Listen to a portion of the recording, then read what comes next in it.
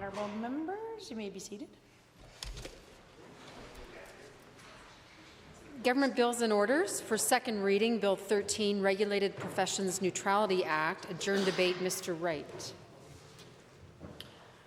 Are there members wishing to join the debate? The Honourable Member for Banff-Kananaskis. Yeah, thank you. I'm here all week, so here we go.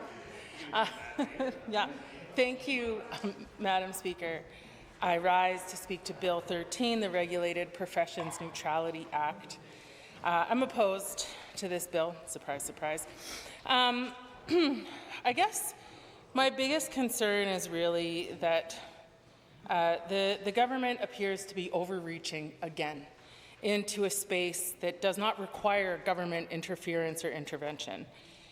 So by dictating to regulatory bodies what they can do to ensure all of their members meet their defined codes of conduct and external communications, they're also overreaching by telling these same regulatory bodies what courses they cannot require for professional integrity. And in my humble opinion, Madam Speaker, professional regulatory bodies are the ones who are best suited to determine what is or is not appropriate behaviour for their members. In thinking about this bill and its implications, I reflected a little on what is a professional regulatory body? Why do they have them? Why is this a good thing? Why do they matter? So, according to the Alberta government webpage, regulatory bodies set standards of practice and qualifications for a profession, occupation, or trade.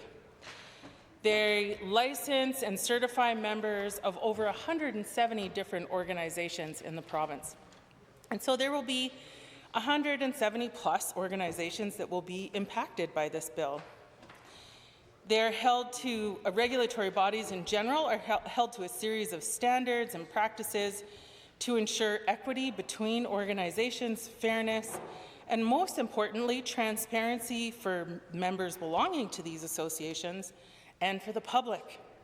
This is a good thing, Madam Speaker. These regulatory bodies ensure consistency among practitioners so that all members are representing the profession in a way that is defined by the regulatory body to be professional and accountable. These bodies ensure transparency for the public and members. There's a very clear set of rules and criteria to belong to these professional organizations that anybody, either members or the public, can see. And so if you call a lawyer and they're part of a professional lawyer association, you know what you're getting. If you call a lawyer and they're not part of that association, then you may have different questions to ask them if they're going to do work for you. Like, why are they practicing law? Regulatory bodies help establish best practices that people can rely on. And these regulatory bodies, Madam Speaker, are designed to hold their members accountable. They are the ones that know how to do this best because they are the professionals in the given sector.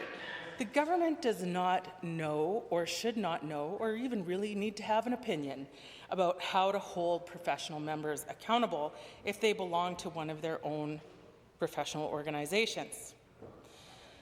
Now, I listened to some of the debate from the other night on this bill, and I know that the government will say that this is about free speech and ensuring that people like the Jordan Petersons of the world can say whatever it is that's on their mind in their personal time and not be reprimanded or held accountable, frankly, by their professional association.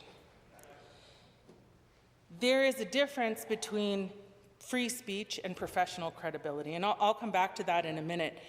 But right now, I will just say that I do find it a little bit rich that this government has created a bill that's about free speech when they have instigated the notwithstanding clause 4 times this last month that takes away people's rights, Madam Speaker. And so it is really, really rich that the UCP dare sit there, Madam Speaker, and talk about free speech when by applying the notwithstanding clause, they removed teachers' right to assembly and strike, and they have removed rights of our most vulnerable youth. So this bill isn't about free speech, Madam Speaker. It's a volley to their base, who is using fear of some kind of woke agenda conspiracy rather than actually taking the time to understand what professional bodies do and who they are. Jordan Peterson was disciplined by his regulatory body in Ontario. That's the right of the regulatory body, to discipline members for engaging in not professional conduct and misrepresenting the profession, even in their spare time. Jordan Peterson appealed this decision in courts and eventually won when he got to the Supreme Court, Madam Speaker.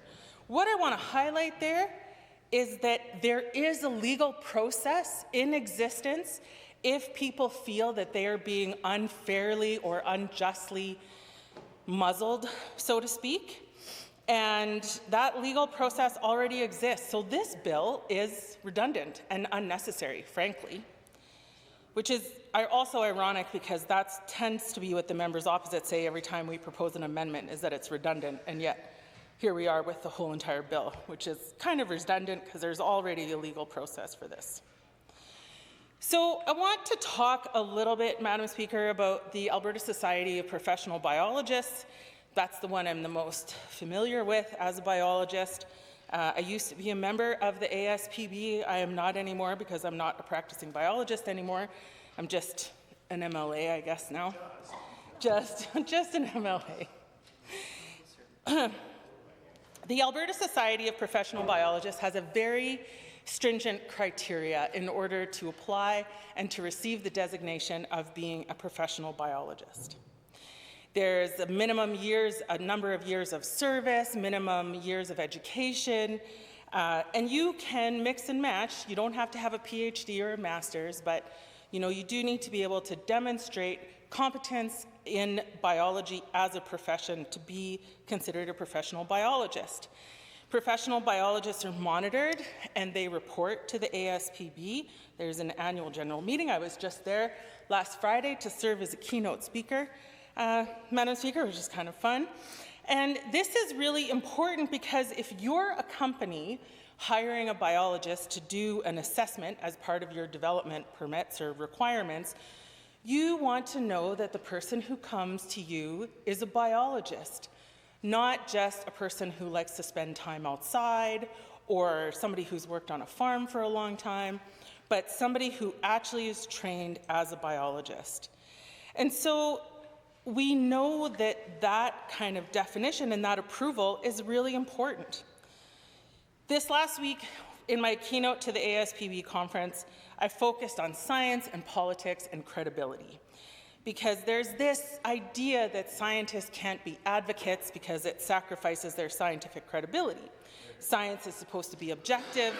Advocacy inherently implies a position or a statement. So what is important here is that the professional credibility is, when it's tied to the Society of Professional Biologists, there is an organization that is helping back you up. So science is objective. The methods used are objective. The analyses are objective. But oftentimes, especially in conservation biology, the recommendations stemming from that work may not be totally neutral. They are advocating for the application of the data and the analysis to land use and wildlife decision-making. Scientists can still retain credibility by advocating for the application of robust science and decision-making, but the organization, the ASPB, actually protects individuals if they have that credibility. And when individuals say something that questions their own professional credibility, it in turn feeds back on the credibility of the Alberta Society of Professional Biologists and the field of biology as a whole. So I'll give you an example, Madam Speaker. I'm a grizzly bear biologist, and grizzly bears are listed as threatened. They have certain habitat requirements that are based on science. There's abundant science showing us what we need to do to recover grizzly bears. If I was in a media interview, Madam Speaker, and I recommended that people should go hug a bear because they're super cute and fluffy, that would go against science. It would definitely go against data. And there's not really a space for a professional biologist to be a professional biologist and recommend that people go cuddle a bear. Even though I can tell you there have been plenty of times when I'm outside that they're just so darn cute, and I really wouldn't mind just giving them a little scritchy behind the ear. But I have never done that, because obviously that would be bad. But if I went and publicly said, I think everybody should hug a bear, my credibility as a biologist would come into question, and then therefore the ASPB would have within their rights to say, Sarah, what are you doing? Professional biologists should not go running around advocating to hug bears. Honourable member, I may caution against use of names in this House, even if it is your own. My apologies, Madam Speaker.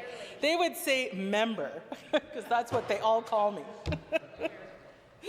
So there's a difference here between free speech versus being a responsible biologist or a responsible professional. The ASPB should be the one to discipline this kind of thing, if I ever did that. And while there is a difference between personal time and professional time, I think it is important as professionals that we consider how other people see us.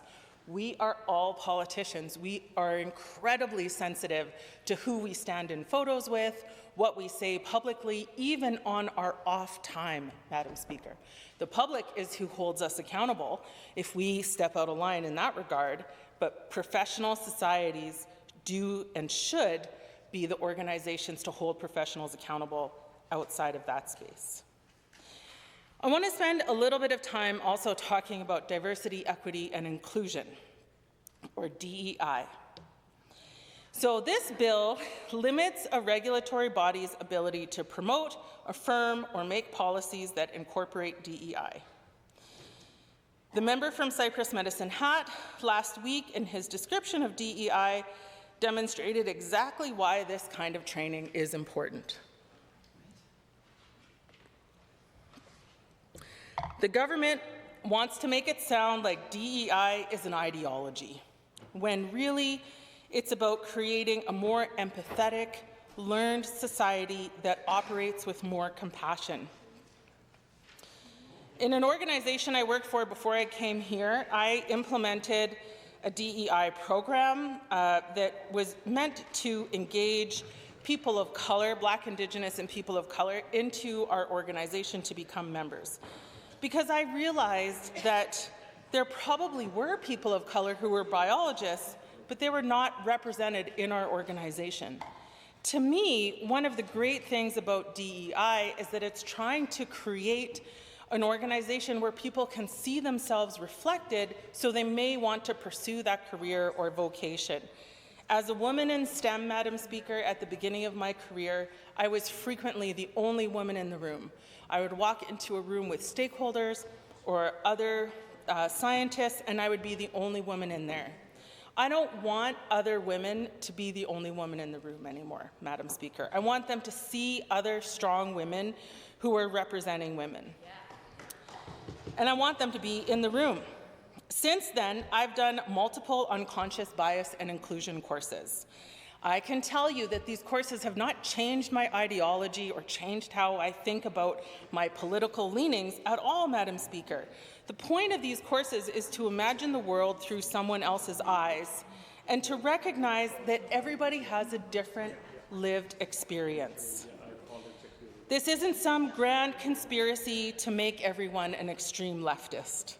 The fact that the government creates a bill to address this made-up problem is a waste of resources and makes them appear so afraid of learning new things that even trying to imagine that someone else is living a different life is impossible.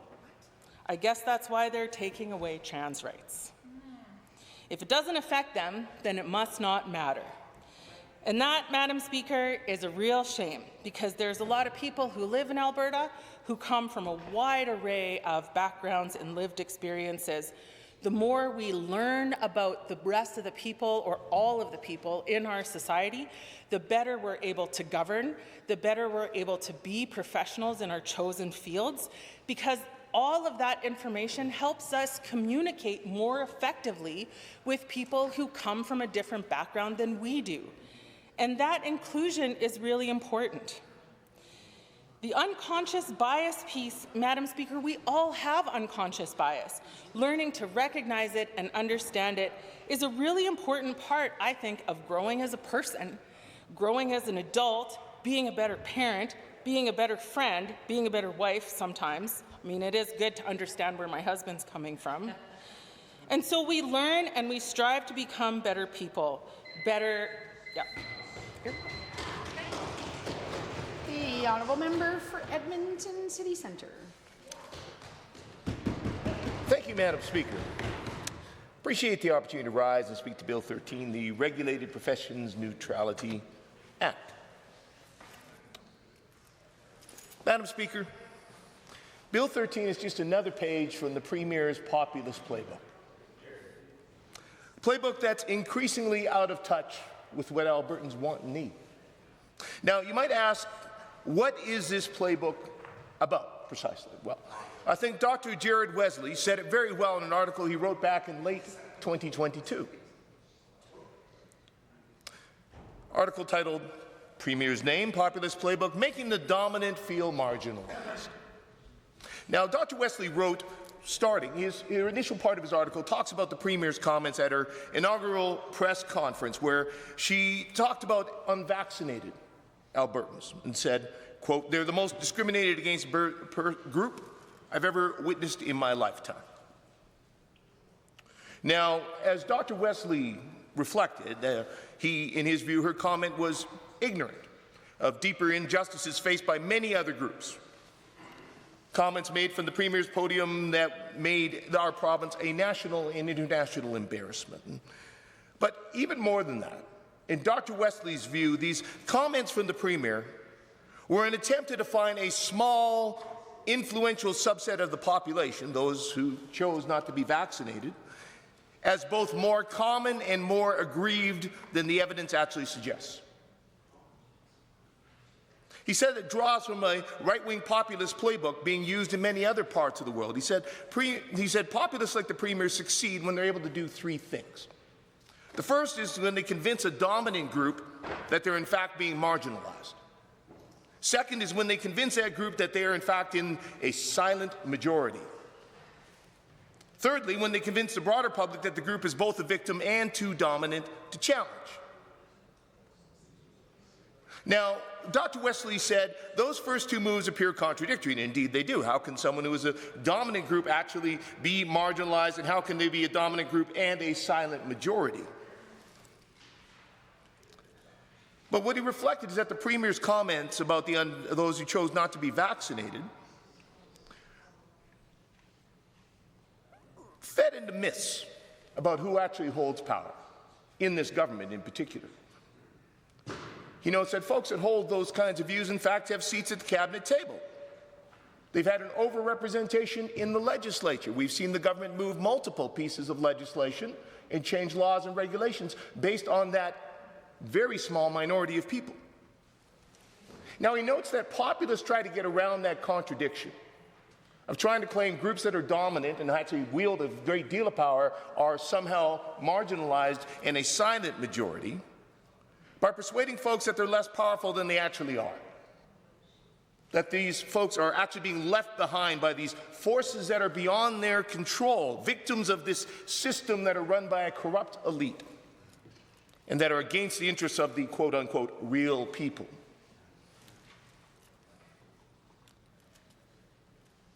But what Dr. Wesley also observes is that, that populist playbook is a lot less effective when people recognize it for what it is, that being a game. In his words, quote, a deceptive attempt to elevate the grievances of a small yet dominant community over all others by framing them as the interests of the common people. He said it also fails when voters realize that the prevailing norms they've been sold by populists are pretty out of step with public opinion and not really doing much to address the real problems that they're facing. If the shoe fits, wear it, Madam Speaker. Bill 13 is all about that populist playbook. trying to convince us that this small group of folks are the real aggrieved people, that somehow there is this system of oppression against this handful of just valiant free thinkers. Let's take an example, Madam Speaker. Let's talk about the Law Society of Alberta. The Law Society of Alberta has a program that they require all lawyers to take, a training course called The Path. Covers Indigenous culture, history, and legal issues in Canada. Now, a handful, and when I say a handful, I do mean a handful of Alberta lawyers decided they didn't like that course. They disagreed with the content in that course, Madam Speaker. So they got 50 lawyers together to move a motion to eliminate that rule. So it was going to, with the 50 lawyers, they put forward that motion, so it was going to go for a vote of all the members of the Law Society of Alberta. Now, at that time, Madam Speaker, there were 11,000, more than 11,000 actively practicing lawyers in the province of Alberta. So those 50 lawyers accounted for less than 1%. Less than 1%. On the day that motion was actually put forward for a vote, 3,740 members of the Law Society of Alberta took part in that vote. That's about 42% of the people who practice law in Alberta. Of them, 2,609, that is 70% of them, voted to keep the path. So that, Madam Speaker, is a majority. Very clearly. This minority of lawyers, less than 1% that moved that motion, only 30% actually showed up of the active members that showed up at that meeting actually voted against. But this government is moving Bill 13 because they want to support that small minority of a minority. It's a populist playbook, Madam Speaker. Trying to blow up a small group of people, a small amount of grievance, and try to pretend it's dominant. Like the Premier saying the unvaccinated are the most discriminated against group she had ever seen in her life, discounting things such as the slave trade, the Holocaust, massive issues in human history. Again, trying to blow up a small minority of people to claim that they are the ones who have a massive grievance. And again, that is what they're moving in Bill 13. They're trying to create an issue where there has been no issue, on something that does not address any of the significant concerns that Albertans actually have right now, with this government's undermining and destruction of our healthcare system, with their stripping of Albertans' rights through 4 consecutive uses of the notwithstanding clause. This government's deep underfunding and undermining of our education system. These are the things Albertans are concerned about, that Albertans care about, excepting perhaps the Minister of Transportation, who's instead heckling during debate. But what we can say is Bill 13 does not address the real, actual issues Albertans are concerned about. Now, the member for Cypress Medicine Hat the other day in his debate, you know, he said, a free society depends on the ability to speak, ask questions, and to challenge prevailing ideas without the fear of reprisal. And he told a story about a physician in Quebec and how the government there had, how he felt that their college, his professional body there, had stifled his voice when he tried to raise concerns about the government of Quebec's undermining of the healthcare system. I'll tell you, obviously, the member of Cypress Medicine Hat was not paying much attention here during the pandemic, when his own government regularly worked to silence the voices of folks on the front lines of our healthcare system who tried to blow the whistle on how this government was damaging and undermining it with its incredibly poor public health policy. I can tell you, I spoke with multiple doctors, nurses, frontline professionals who were told that they were given significant pressure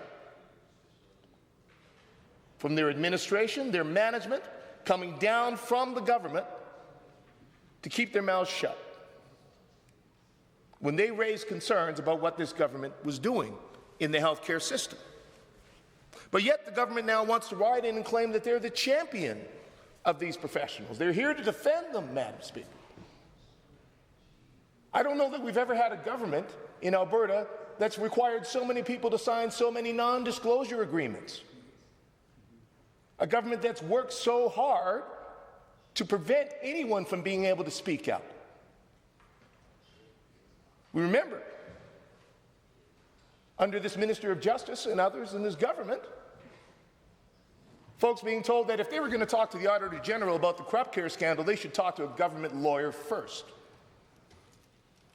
We know this government went out of their way to redact documents, to have lawyers do line-by-line readings of thousands of documents before they would even let them go out. This is not a government that's open to transparency and free speech, Madam Speaker. Bill 13 is a sham. Now, the member for Cypress Medicine Ad also had some thoughts on DEI. He spoke, he said, his definition was a rigid extreme ideology that divides people into oppressors and oppressed, a worldview that demands conformity, punishes disagreement, and values identity over merit. If you didn't know better, Madam Speaker, I'd say he was talking about the Alberta separatist movement. Seriously. This is a group which has all but taken over the governing party. Talk about a rigid extreme ideology, Madam Speaker. Talk about a group of dividing Canadians into oppressors and oppressed. A worldview that demands conformity. Indeed, Madam Speaker, I remember when the United Conservative Party formed. Heaven forbid you were a red Tory at that convention. They went out of their way to drive anyone out of their midst that did not subscribe to the most extreme opinions. And it's only worsened since. This is not a government that has any interest, Madam Speaker, in diversity of opinion. Good Lord, no. Punishes disagreement, values identity over merit? Absolutely, Madam Speaker. We saw that in abundance this past weekend at their AGM.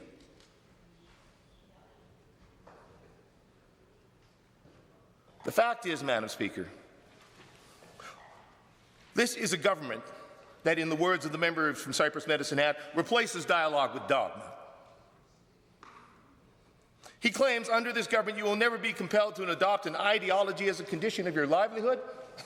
Madam Speaker, talk to anybody working in the public service under this government.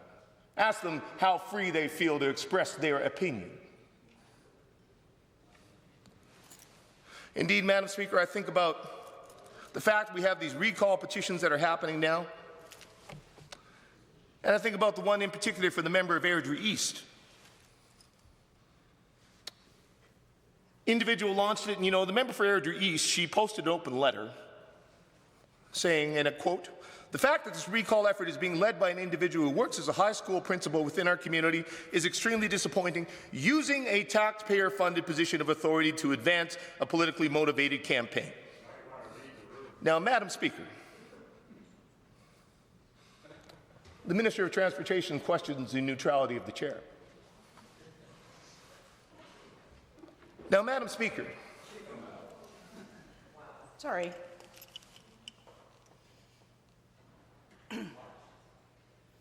Just going to reset the tone in this chamber. I'm certain I didn't hear an accusation that would, an accusation of the chair being impartial, unless I'm incorrect. Honourable Member for Edmonton City Centre. I did not make any accusation of yourself as such, Madam Chair. Fair enough. Let's proceed. Thank you, Madam Speaker. Now, the fact is, that individual in starting that recall petition did not say anything publicly about his occupation. He undertook it as a private citizen. It was the member for Airdrie East that chose to bring his occupation into it. So again, this is a government that is fond of politicizing individuals. This is a government that is known for dragging people out. This is a government under which public servants do not feel they have the freedom to speak out and criticize this government for fear of reprisal. So for the government to claim that through Bill 13, they are somehow the champions of this free speech, no, Madam Speaker. They are champions of the free speech they like. Everyone else, well, we get heavy-handed micromanagement. We get this government interfering in every area of public life to try to get the results it prefers, whether it's a municipality, and now whether it's a professional body. Albertans deserve far better, Madam Speaker. They deserve a government that's actually focused on the issues that are important to the vast majority of Albertans, not this populist playbook, focused on the grievance of a handful of individuals who just happen to be supporters of the government. This is nothing more than a distraction at a time when this government is facing credible accusations of deep scandal, at a time when this government is under deep scrutiny for its malicious and flagrant use of the notwithstanding clause. Albertans aren't going to be fooled, Madam Speaker. They have sat up, they have taken notice, they are engaging in a way that they have not in some time, and they will not be distracted by this government's attempt to foment a culture war. Are there others? The honourable member for Edmonton Meadows.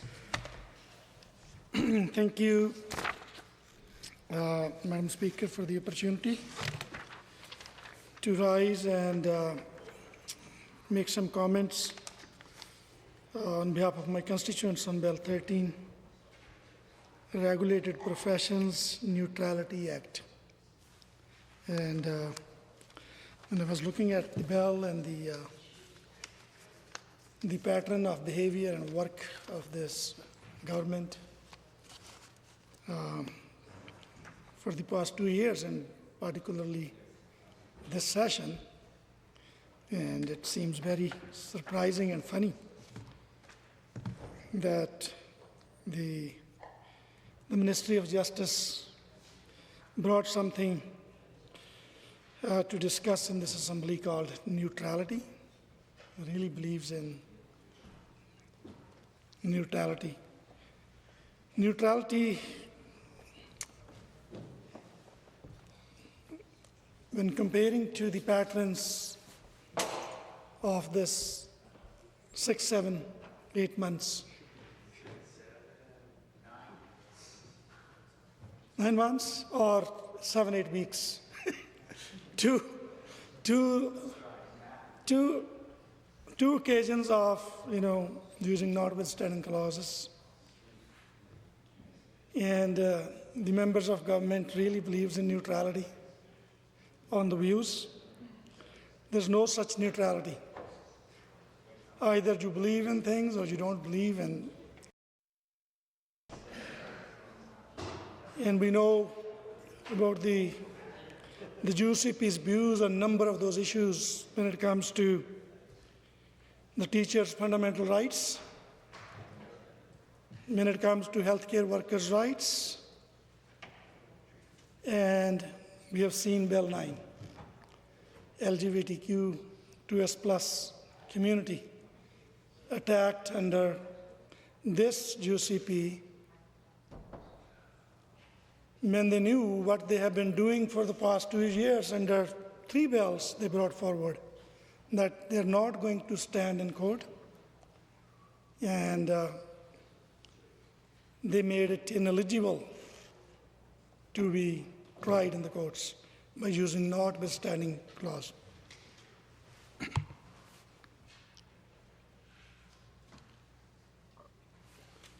The other thing I was looking, the routine conversations I'm hearing from my constituents, and the meeting I was in with my stakeholders,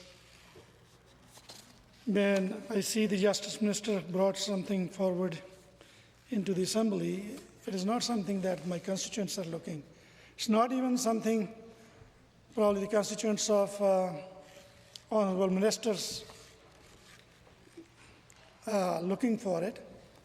I was dealing with a couple in actually Calgary in his riding. They're struggling with the issue that access to justice system. they're elderly couples, they've been defrauded, and there's no support, there's no agencies that can provide affordable services or legal aids. And they need to come up with like thousands and thousands of dollars in order to even, show their interest to seek justice. So we don't even know what's going to happen after that. So those are the real issues I'm hearing about from my constituents, when particularly regarding the justice system. I really wanted to, enforce this and put this on record that I hear my constituents, and I truly represent their views and seeking and expecting this government to, if they want to do something, they should get into that direction and provide better solution for all those vulnerable peoples, people like living in poverty, fixed income. And I also remember when this UCP government, not only on this UCP, but the previous UCP government under Jason Kenney, their own reporting was saying the justice system is understaffed. So number of Crown prosecutors are needed, but in the last 6 years, I haven't seen any efforts to fill those positions to help burial Albertans. So what this bill is proposing, that has nothing to do with what ordinary Albertans are looking from this government. Rather, the implications of this bill, if this gets passed as it is, could be very harmful to the larger sections of the society. I have worked in semi-professional environment. I know the number of requirements by the Insurance Council, the professional bodies and regulatory bodies, taking continuing education to qualify for the renewal of the licenses. That is cultural appropriate, that is addressing the current issues. And nobody had complained about it. Nobody in, I don't know how many insurance professionals in Alberta, they're in thousands. I know like more than 10,000 agents, brokers, adjusters, and on many different level of the staffs.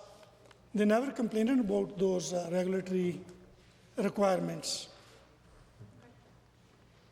And they always appreciate of those trainings, because every time you go through those classes, those trainings, examinations, and communications, you learn something new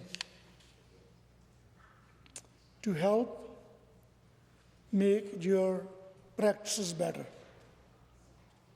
to serve your clients, to serve your community. And in this bill, UCP is trying to stepping over their authority. So if this bill passes, then the bodies will not be able to dictate or the behaviors or the discipline their members in a way. They have been doing it with no single issue in the province. There are so many examples. And even in Law Society, they have surveyed, they have feedbacks from their members around recommendations, specifically, particularly recommendations came after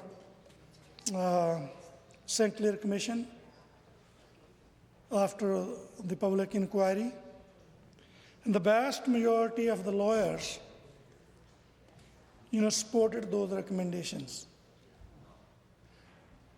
Because many of the recommendations they are made, they are there for a reason. They are recommended after the incidents and evidence or facts why they were required.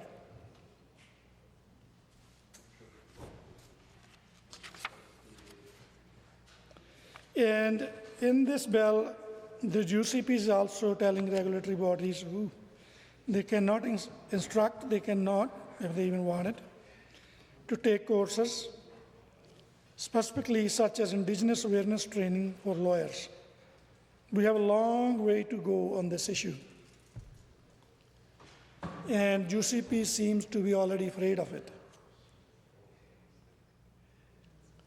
With Bill 13, it allows professionals to make responsible claims, comments, free from accountability, with no accountability.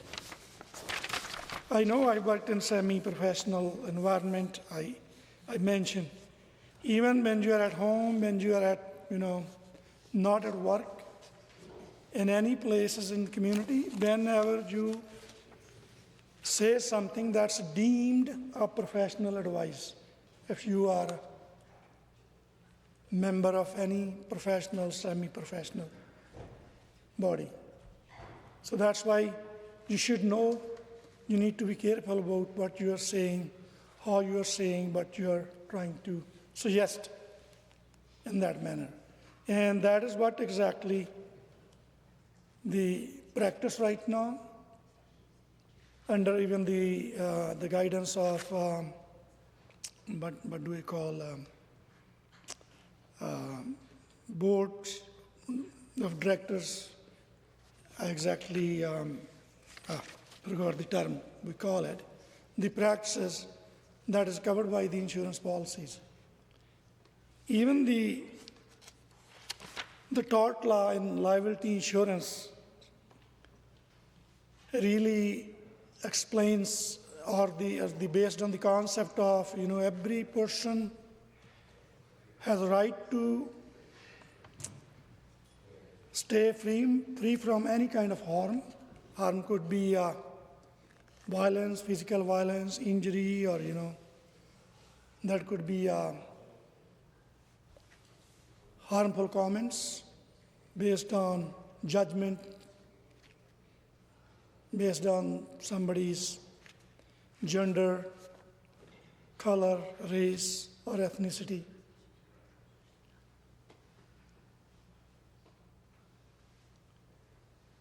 And that also is based on, when you simplify the example of that, this is the judgment is made based on the individual's act in a situation.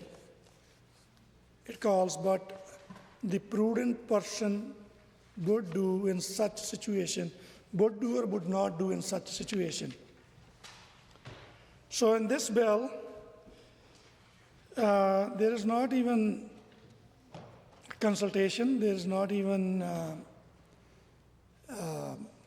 demand from any section, and UCP did not really provide any information that who really actually pressed for this specific bill proposal to be discussed and passed in this House. It seems like this is driven by their ideology and ideological beliefs, and being so much impressed by the one case actually that was from Ontario. The case I'm trying to see where it is, Jordan, who? Peterson. Jordan Peterson, thank you.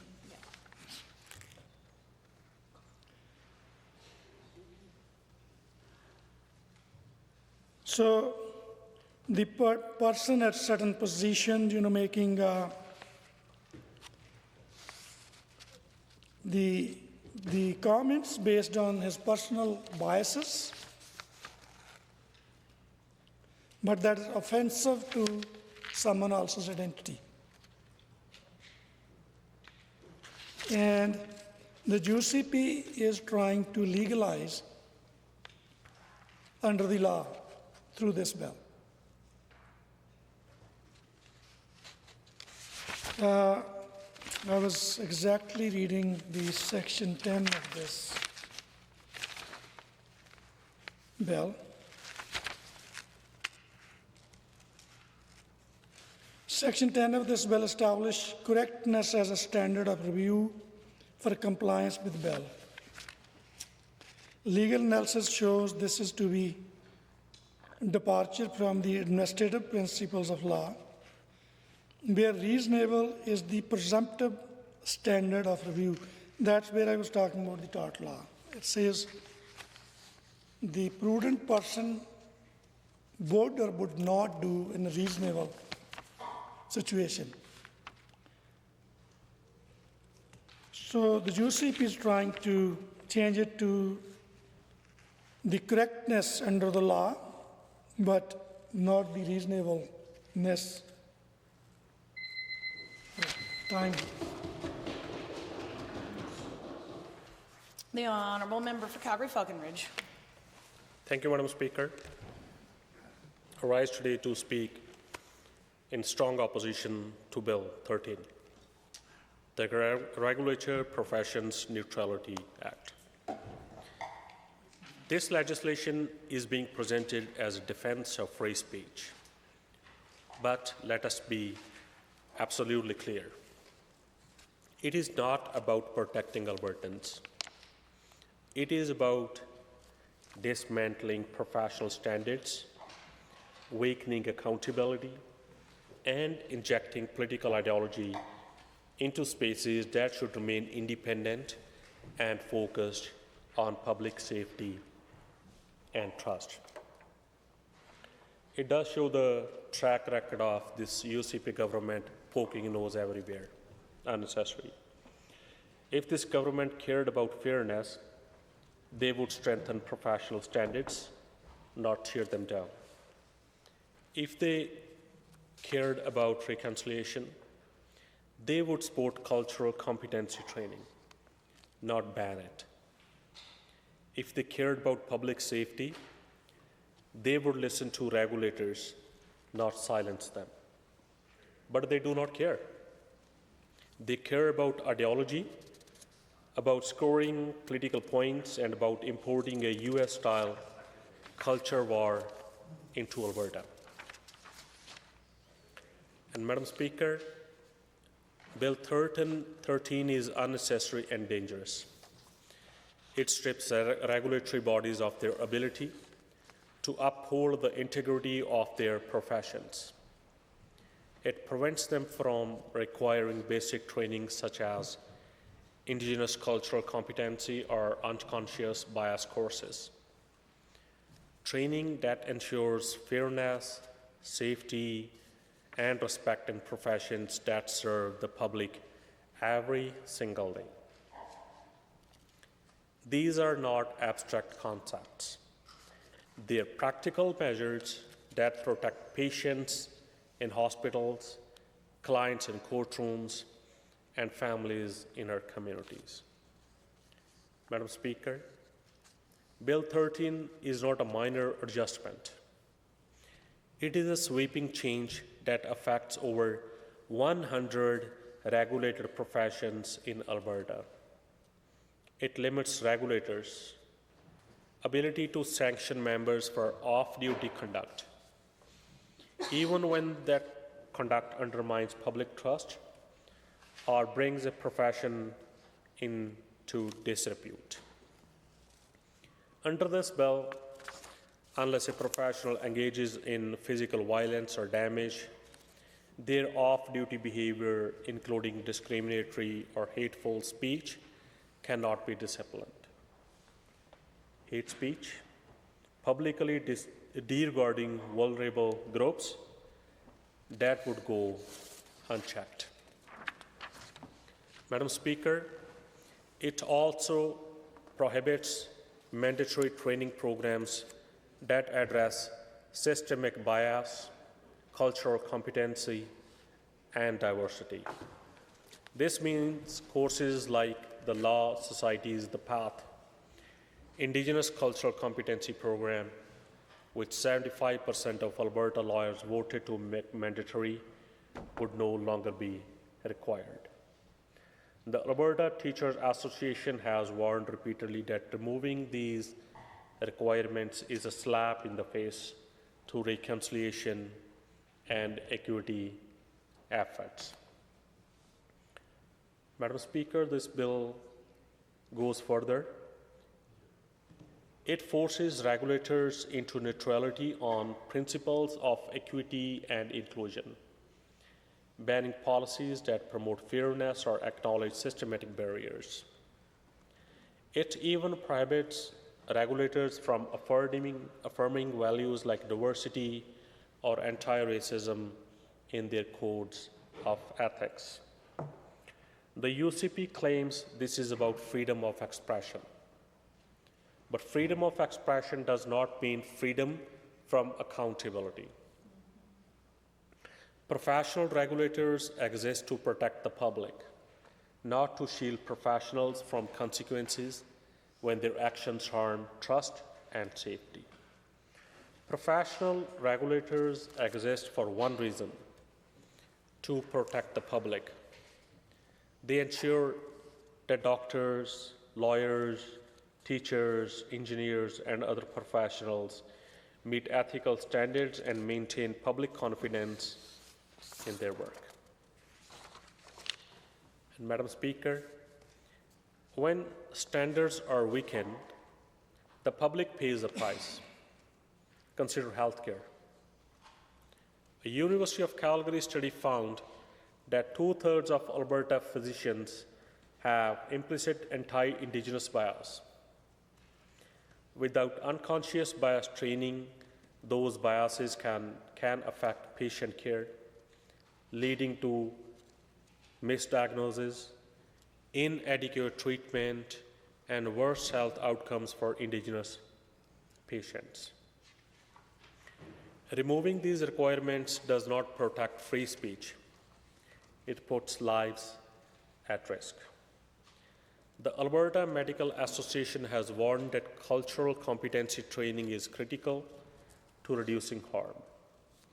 When a patient walks into clinic and is dismissed or misunderstood because of bias, that is not freedom of expression.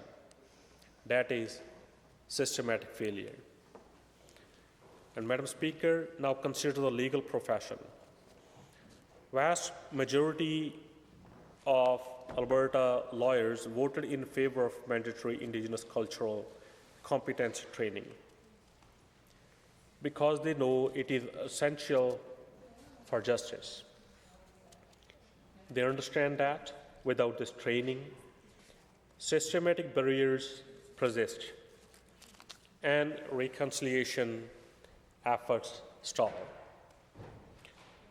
Bill 13 would make that training optional, undermining fairness in our courts and eroding trust in the legal system. Madam Speaker, social work is another example. Social workers often serve families in crisis, newcomers adjusting to life in Alberta, and children in care. These professionals need tools to navigate cultural differences and systematic inequities. Removing mandatory training means leaving them unprepared and leaving vulnerable families without the support they deserve. Madam Speaker, these are not hypothetical scenarios. They are real consequences that affect real people. When professionals lack the tools to understand and respect the communities they serve, those communities suffer. And let us be clear. Those communities include my riding of Calgary, Falcon Ridge in Northeast Calgary, where diversity is not an abstract concept. It is daily life. This is one of the most diverse areas in Alberta, and that diversity is our strength. Families here speak dozens of languages.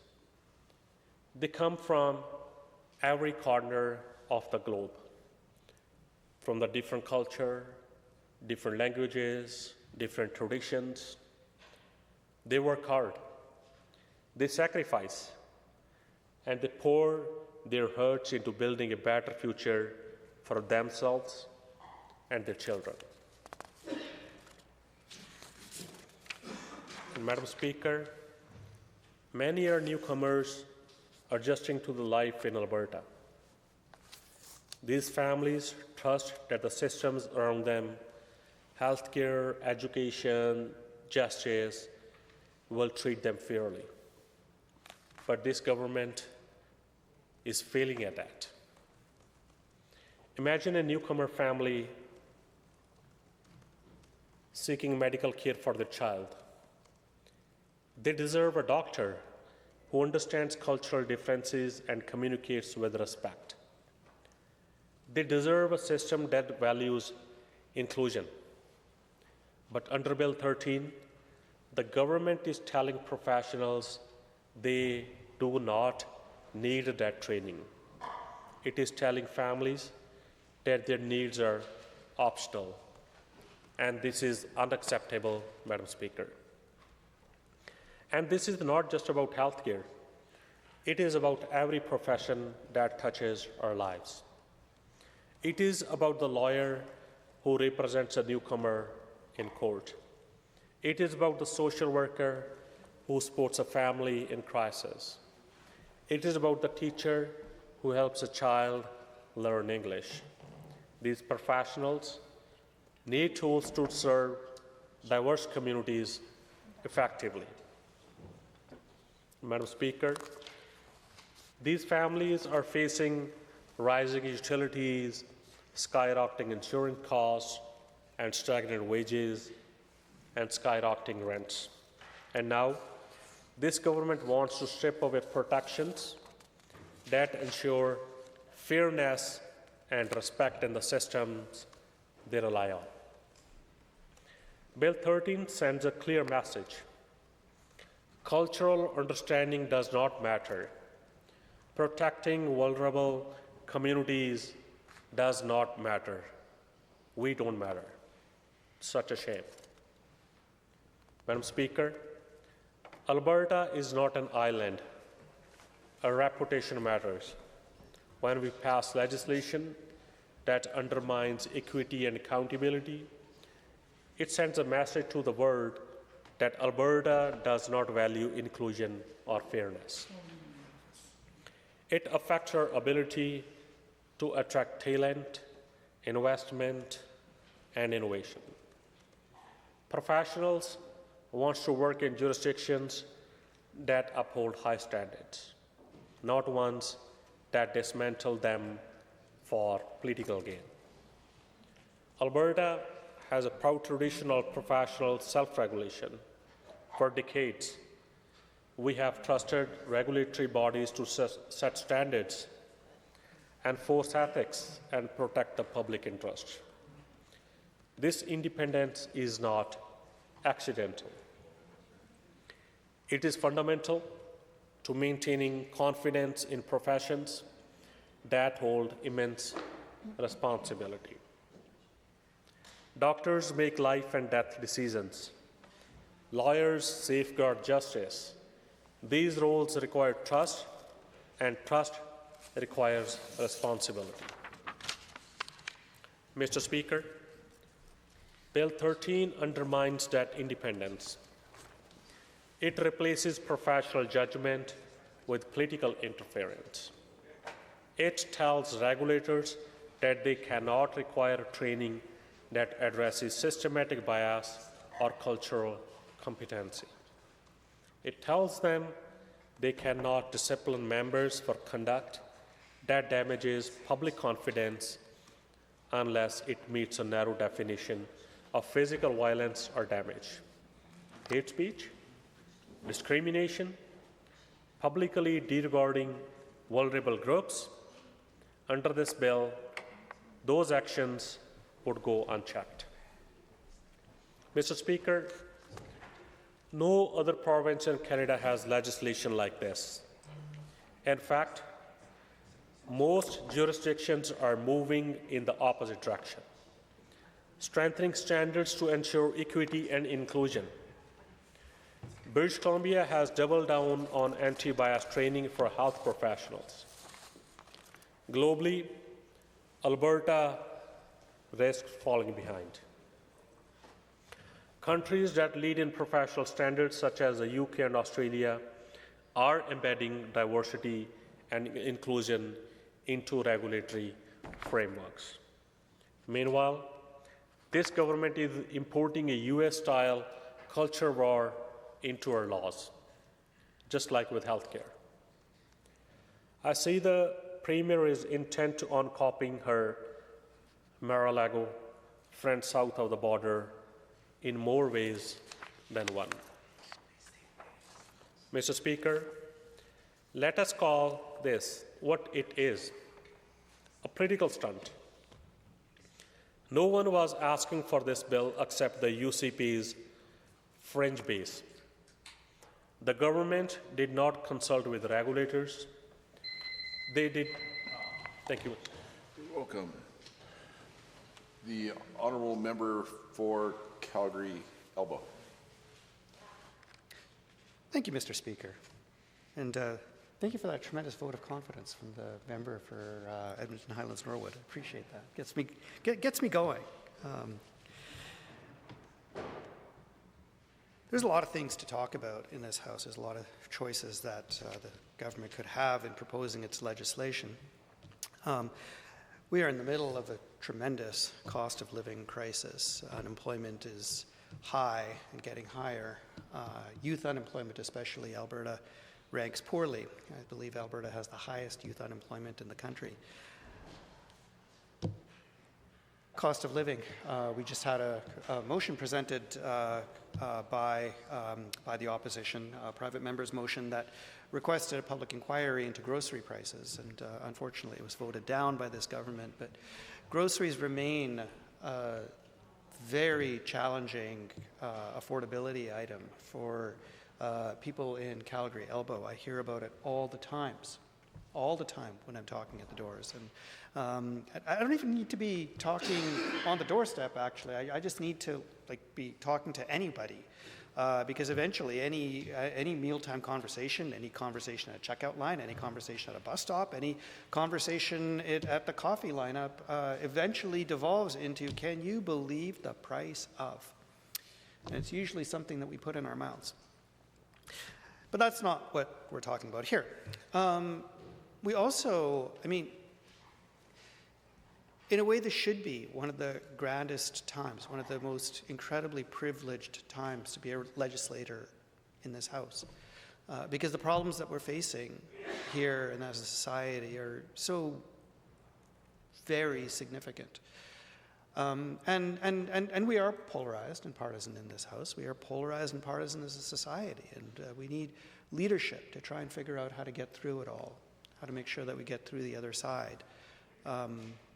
As a single society, as the province we love, with the promise of Alberta prosperity renewed and intact. And at this time, we are also facing a threat from the United States under President Trump that we have never faced before, where he has threatened to annex the entire country and make us the 51st state. This calls for serious legislation. This calls for serious improvements in how we function as a country. This calls for a time of coming together, not splitting apart. And yet what we have here, this government's answer is the Jordan Peterson bill. To create an entire legal construct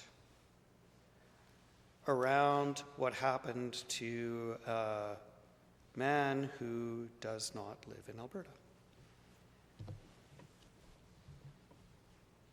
It's a real statement of this government's priorities. This bill does nothing to improve the lives of Albertans. Sure, here we are. Let's talk about it. What is a profession? Well, the root of profession, as I learned in my, so long ago in my engineering undergrad, at least 5 or 6 years ago when I was an undergraduate and engineer, they taught me what a profession was. And the root of profession is to profess, to have a calling. It's not just a job. A profession is a calling, and any professional knows this. It's not about clocking out when you hit 5 o'clock. I don't know any doctor that does that. I don't know any nurse who does that. I also don't know any engineer who does that. And engineers, when we were taught in our professional ethics course, we're never off the clock. That's what we were taught. We had a professional responsibility to, above all, protect the public, above all. And in many professions, that's actually a little bit strange that engineers have that awesome responsibility to protect the public as the first call. Because lawyers, for example, they have to work for their client and protect the public as well, and work for the client, both.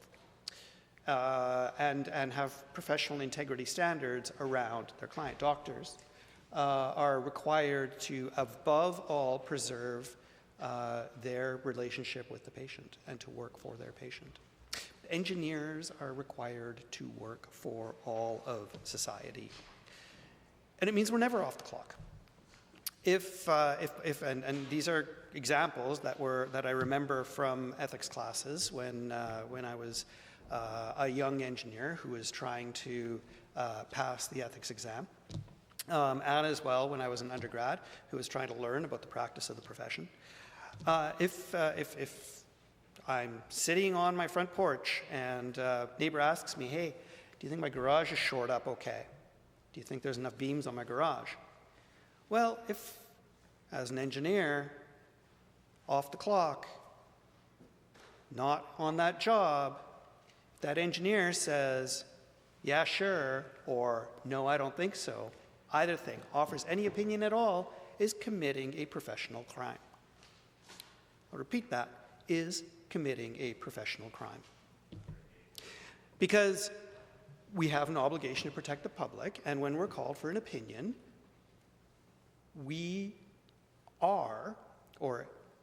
engineers are ambassadors of the profession. And somebody asking an engineer for an opinion is not just simply making an idle conversation. It's actually something that they're going to take to heart, something that they believe is true, something that they will act on. Another case that I do remember a little more vaguely, but this obligation to protect the public never goes away. When a particular engineer who has expertise was walking past an improperly shored up trench, which is exceedingly dangerous to the lives of people working in that environment. And I don't know, maybe they were out walking their dog. Talked to the superintendent, the foreman of the site, and said, "Hey, I don't think." The guy said, "Well, that's your opinion, and we're going to do it the way that we're doing it, because that's what my drawing says." He complained to the engineering regulator because he has a responsibility to protect the public and protect the lives of people who are working on that site, even though he had no contractual relationship. That's what it means to be a professional. It's a calling. It doesn't turn off and on. And yet, in this bill, we are talking about that professional responsibility that the professional association has decided it makes sense for the members of that profession through the elected board members of that professional organization that decided to represent them, and the government is just knocking it all down. Just knocking off all the dominoes, taking a look at the losing chessboard and just wiping it all off. Why? Well, it's in the, as we have heard from the members opposite, they're doing this because of DEI. So what is diversity, equity, and inclusion? Oh my goodness. Businesses have diversity, equity, inclusion programs not because they're woke. They have these programs because they want to protect themselves. Two reasons. One is they want to protect themselves from bad things happening in their organization. The specter of multi-million-dollar liability claims for people behaving badly is very real. Secondly, it's because it produces a better workforce. DEI is not about giving opportunities to people who don't deserve them. That is not what it is. That's not what anybody is asking for. All anybody is asking for is a fair shot. We all deserve a fair shot. We all deserve to be treated on our merits. We all deserve to be treated with respect as human beings.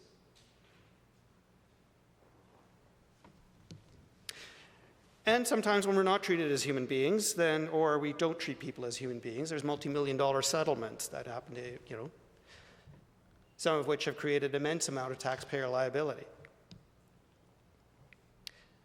Some of which create massive liability for people in positions of power in large organizations. And oh boy, I came from oil and gas. I got some stories. My goodness. But I will reserve them for the lounge, Mr. Speaker.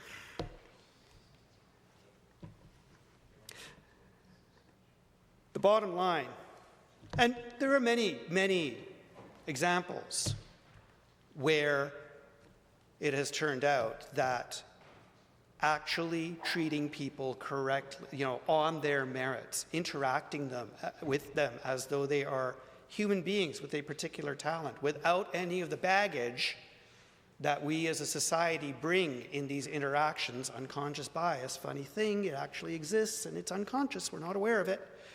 One example is orchestras.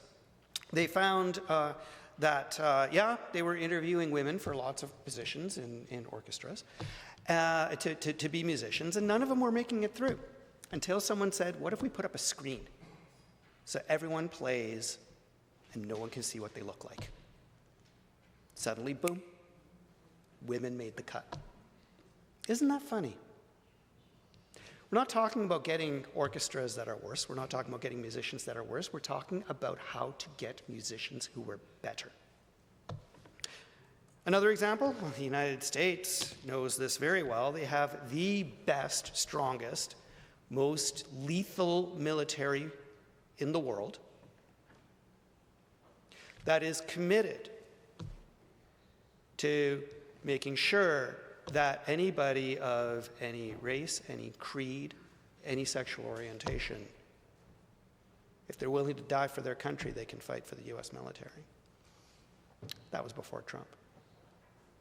And Elon Musk and his type, the Jordan Peterson types, the types who all of this nonsense is about, who they look to as a military as the hyper-masculine Russian military, which for a time was believed to be the second most powerful military in the world, and now it turns out it's not even the second most powerful military in Ukraine. You get better fighters when you let people fight. So,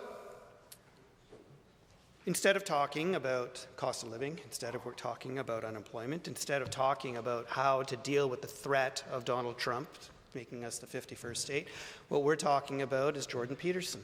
I mean, the government drives the agenda. The government has every right to decide what they're going to talk about. And what they've decided to talk about is something that has absolutely no bearing for any Albertan who lives here, except if Jordan Peterson might have moved here someday. This is a bill that oppresses regulatory authorities. It speaks out in the name of, it purports to talk about freedom of speech. Freedom of speech means that the government can't tell you what to say. It doesn't mean that there's not professional consequences for the things that you do say. And, you know, many people have been fired for saying things that if I had said them, I would have been fired for too. And I assure you that my employers were not woke socialists.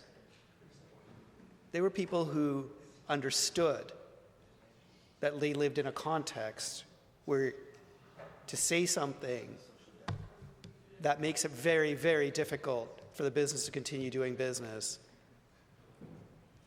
it's up to them to decide whether I'm an asset or a liability. Speakers, the honourable member for, my goodness, Edmonton Decor. Thank you, Mr. Speaker. Well, we're discussing Bill 13. The minister presented Bill 13 as a simple protection of free expression, but it undermines the integrity of regulated professions. It weakens the public safety and strips away essential tools that help ensure equitable and culturally safe care for the very diverse people we serve in this province. A professional could, under this bill, Mr. Speaker, publicly demean patients. A professional could endorse hateful ideologies, could participate in discriminatory campaigns, and regulators would be powerless to respond unless the behavior includes the limited categories outlined in Bill 13. Government members will argue that this protects free speech, speech that is merely unpopular or undesirable. The fact is, Mr. Speaker, that there is no profound difference between unpopular speech and hate speech. And it's only those people who are on the recipient of hate speech that can explain and realize what it means. The Charter does not protect expression that incites violence or that crosses into hate. Hate speech is not just a difference on opinion, Mr. Speaker, especially when directed towards the very people a professional is expected to serve with dignity, compassion, and respect. The bill will protect speech that actively harms communities that already face barriers within health, education, public service systems. Mr. Speaker, when hate or discrimination is expressed publicly by professionals, it erodes trust in those systems. It discourages people from seeking help. It threatens the psychological safety of clients, of patients, of students, and it ultimately undermines the integrity of the profession itself. That's why regulatory bodies try to work with their professionals in terms of improving cultural sensitivity and addressing issues that are coming in unconscious or out of not understanding cultural backgrounds.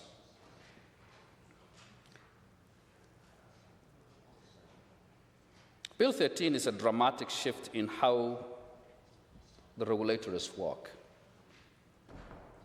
Historically, regulatory bodies have been empowered to discipline off-duty conduct when it affects the public interest or damages the reputation of the profession. They include trainings, ethics, professional responsibilities, and appropriate conducts. They understand that their duty to uphold the public trust does not end at the workplace door. Bill 13 strips regulators of this ability. It substitutes political direction for professional judgment, and it represents a troubling act of government overreach into the standards on the independence of self-regulating professions.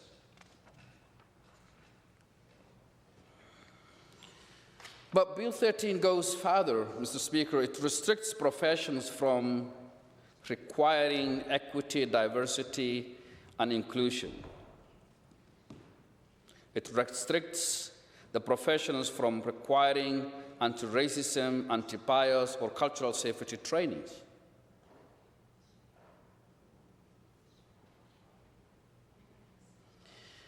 As a condition for maintaining certification, even in professions where those competencies are essential for safe and effective services. Mr. Speaker, this restriction is not just misguided, it is dangerous. Many regulated sectors, healthcare, education, social services, or justice professions, they work directly with diverse populations. And as a province, we continue becoming more and more diverse every year. These very sectors require cultural sensitivity trainings when the regulating bodies sees the need for that.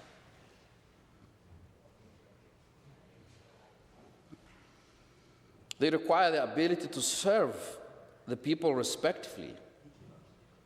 They require the ability for those who are in the provision to provide a respectful and equitable support and services, regardless of their race, gender, sexuality, disability, religion, or cultural background. All Albertans ought to receive the services in the most equitable manner that those provisions can provide. Removing the tools and the resources that prepare those provisions or equip them to provide those services in the most dignified way is problematic, Mr. Speaker, and Bill 13 just does that. It simply removes the tools that help to address wherever there is a gap in those professions. It will disproportionately affect compassion-based professions, where the lack of bias training can have an immediate and harmful impacts. It will affect outcomes on well-being. It will affect patients' experiences. It will affect safety in classrooms, and it will affect how our most vulnerable communities interact with the public system. Mr. Speaker, the bill also includes a vague clause prohibiting professions from mandating training related to any other matter determined in the regulations. That's an empty box that this government can fill with anything it chooses in the future.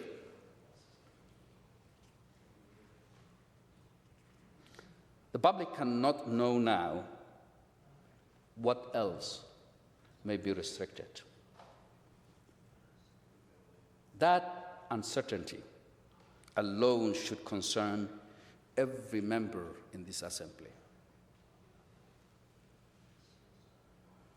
Now, consider the broader implications. Bill 13 will force regulatory bodies to amend their policies, their competency frameworks, their ethical codes, their standards of practice. Any requirement that addresses inherent bias, privilege, systemic barriers, or anti-racism frameworks may be rendered non-compliant.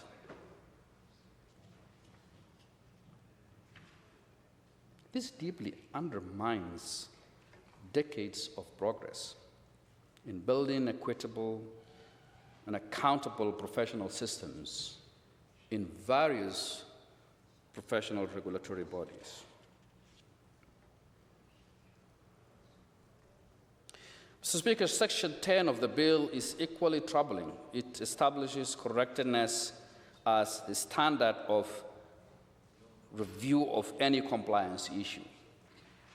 Legal experts have already noted that this is a departure from established administrative law where reasonableness is presumptive standard. This shift opens the door to increased litigation, decreased regulatory independence, and unpredictably judicial interventions.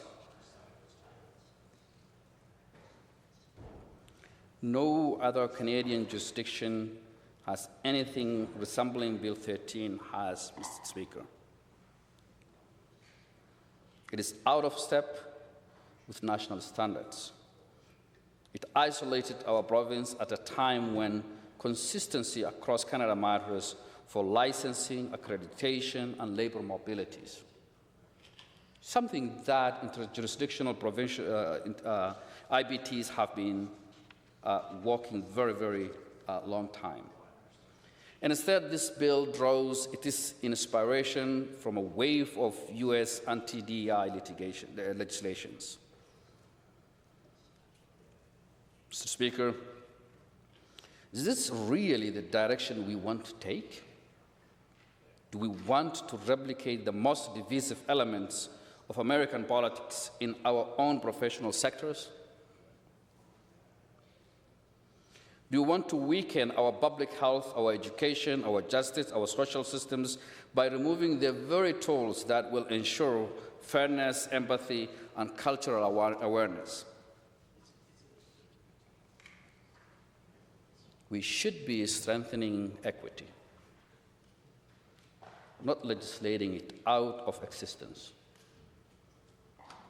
We should be reinforcing cultural sensitivity, not preventing people from learning it.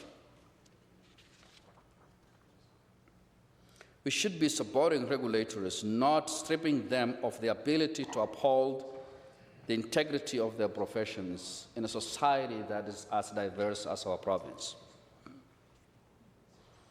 And we should be protecting vulnerable communities,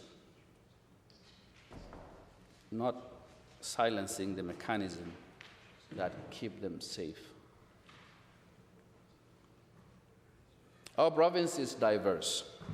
Our communities include people of every background, people whose experiences, identities, histories, and cultures enrich our society.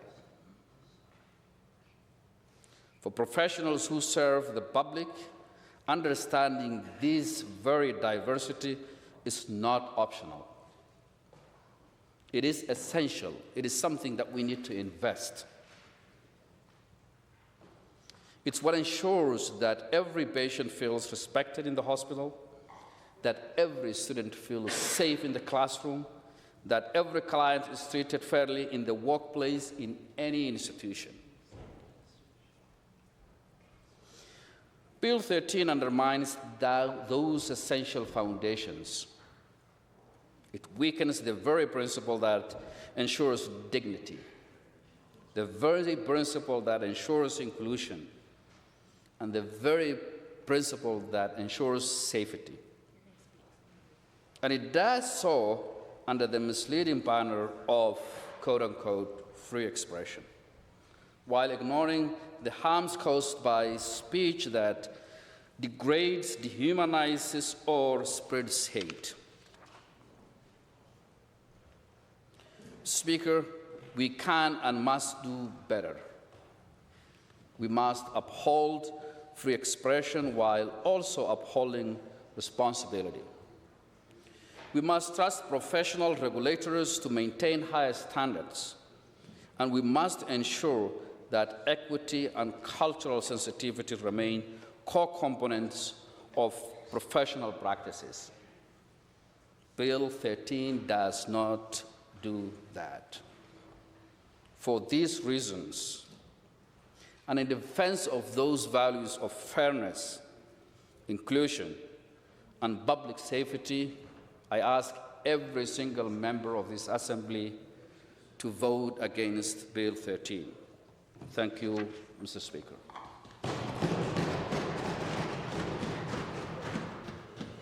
Okay, let's see any speakers on second reading of Bill 13, the Regulated Professionals Neutrality Act. All those in favor? Oops, pardon me. Oh, does the minister want to close? I'm sorry. It's closed? Okay. Waved. Okay, all those in favor? Second reading of Bill 13, please say aye. Aye. All those opposed, please say no. No. The ayes have it.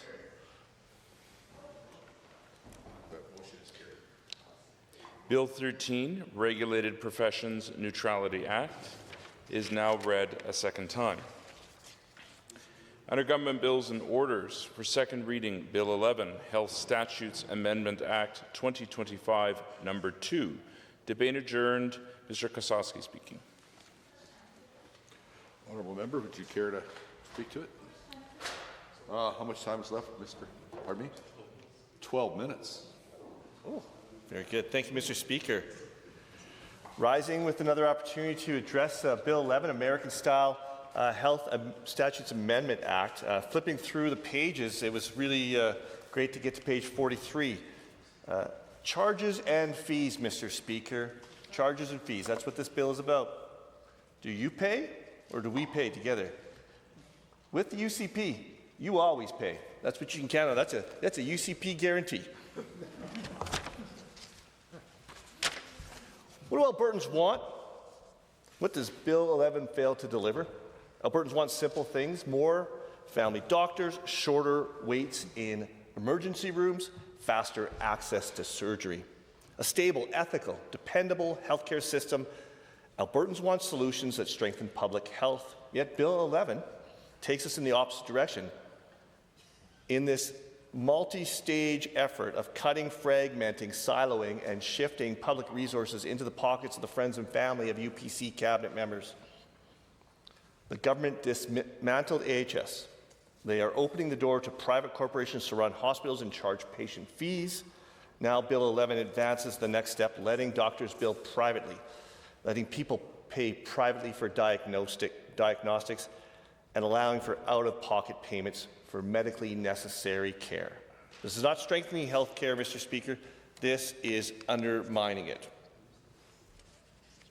The Premier has a series of broken promises, Mr. Speaker. In October 22, the Premier famously told Albertans she would fix Alberta healthcare in 90 days. That was over now, I guess the count is at over 1,100 days later, Mr. Speaker, not fixed. But every day since that famous promise, Albertans' ratio of doctors to patients has gone up. The number of Albertans waiting to find a family doctor has gone up, while the ratio of doctors to patients has gone down.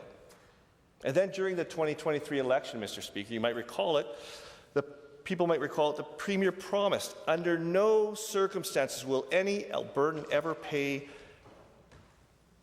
out of pocket for the medical treatment they need. Bill 11 breaks that promise directly, completely, undeniably. Albertans will pay out of pocket for diagnostics. Albertans will pay out of pocket for surgeries. Albertans will rely more on private insurance. The promise is broken. But do you know what costs more than a broken promise by the Premier? American-style healthcare. Let me make this concrete. Here's what healthcare costs in the U.S. These are real numbers. They are lived reality for many people in the United States. A complicated leg break. You slip on icy steps, or perhaps you're in a car accident and you break a leg in Alberta. Maybe it's a serious car accident. It's a complicated leg break. Maybe the femur's broken in multiple locations. In the U.S., without insurance, that injury can cost, for ambulance, $500 to $3,500. The ER visit, $1,000 to $2,000. Surgery, $19,000 to $41,000. Follow-up appointments, $150 to $300 each. Physical therapy, $100 to $250 per session. Medical equipment for stabilizing the break, $1,500. A total of $30,000 to $100,000 for a broken leg. Imagine recovering from the trauma while staring down a six-figure bill. Or a sudden heart attack. A heart attack in Alberta is treated immediately, without question, but not in the United States. The ambulance, $500 to $3,500. Mr. Speaker, I've learned sometimes they charge mileage, maybe a base fee of $1,000 plus mileage for your ambulance ride. Emergency care, $18,000 to $21,000. Then diagnostic imaging, hundreds to thousands of dollars. Angioplasty or stents, tens of thousands more. In both a medical emergency, it also becomes a financial catastrophe. Breast cancer is one of the most common cancers among Canadian women. In the U.S., without insurance, lumpectomy, $10,000 to $20,000, mastectomy, $15,000 to $55,000. Chemotherapy per visit, $1,000 to $12,000. Radiation, $10,000 to $50,000. First year for stage 1 would be $60,000. For stage 4 cancer would be $134,000. $20,000 to $200,000 for something that we treat in Alberta without question, but with difficulty in our current environment that is being created by the UCP, who have been working on dismantling the system and making it worse for over 6 years. No one fighting for their life should have to fight with these kind of bills as well. And if we get into things like childhood leukemia, one of the most common childhood cancers, in the United States, treatment will cost hundreds of thousands of dollars over several years. Families go bankrupt, parents start GoFundMe campaigns, people lose their homes trying to save their children. That's the reality of American-style healthcare, and Bill 11 brings Alberta closer to that reality.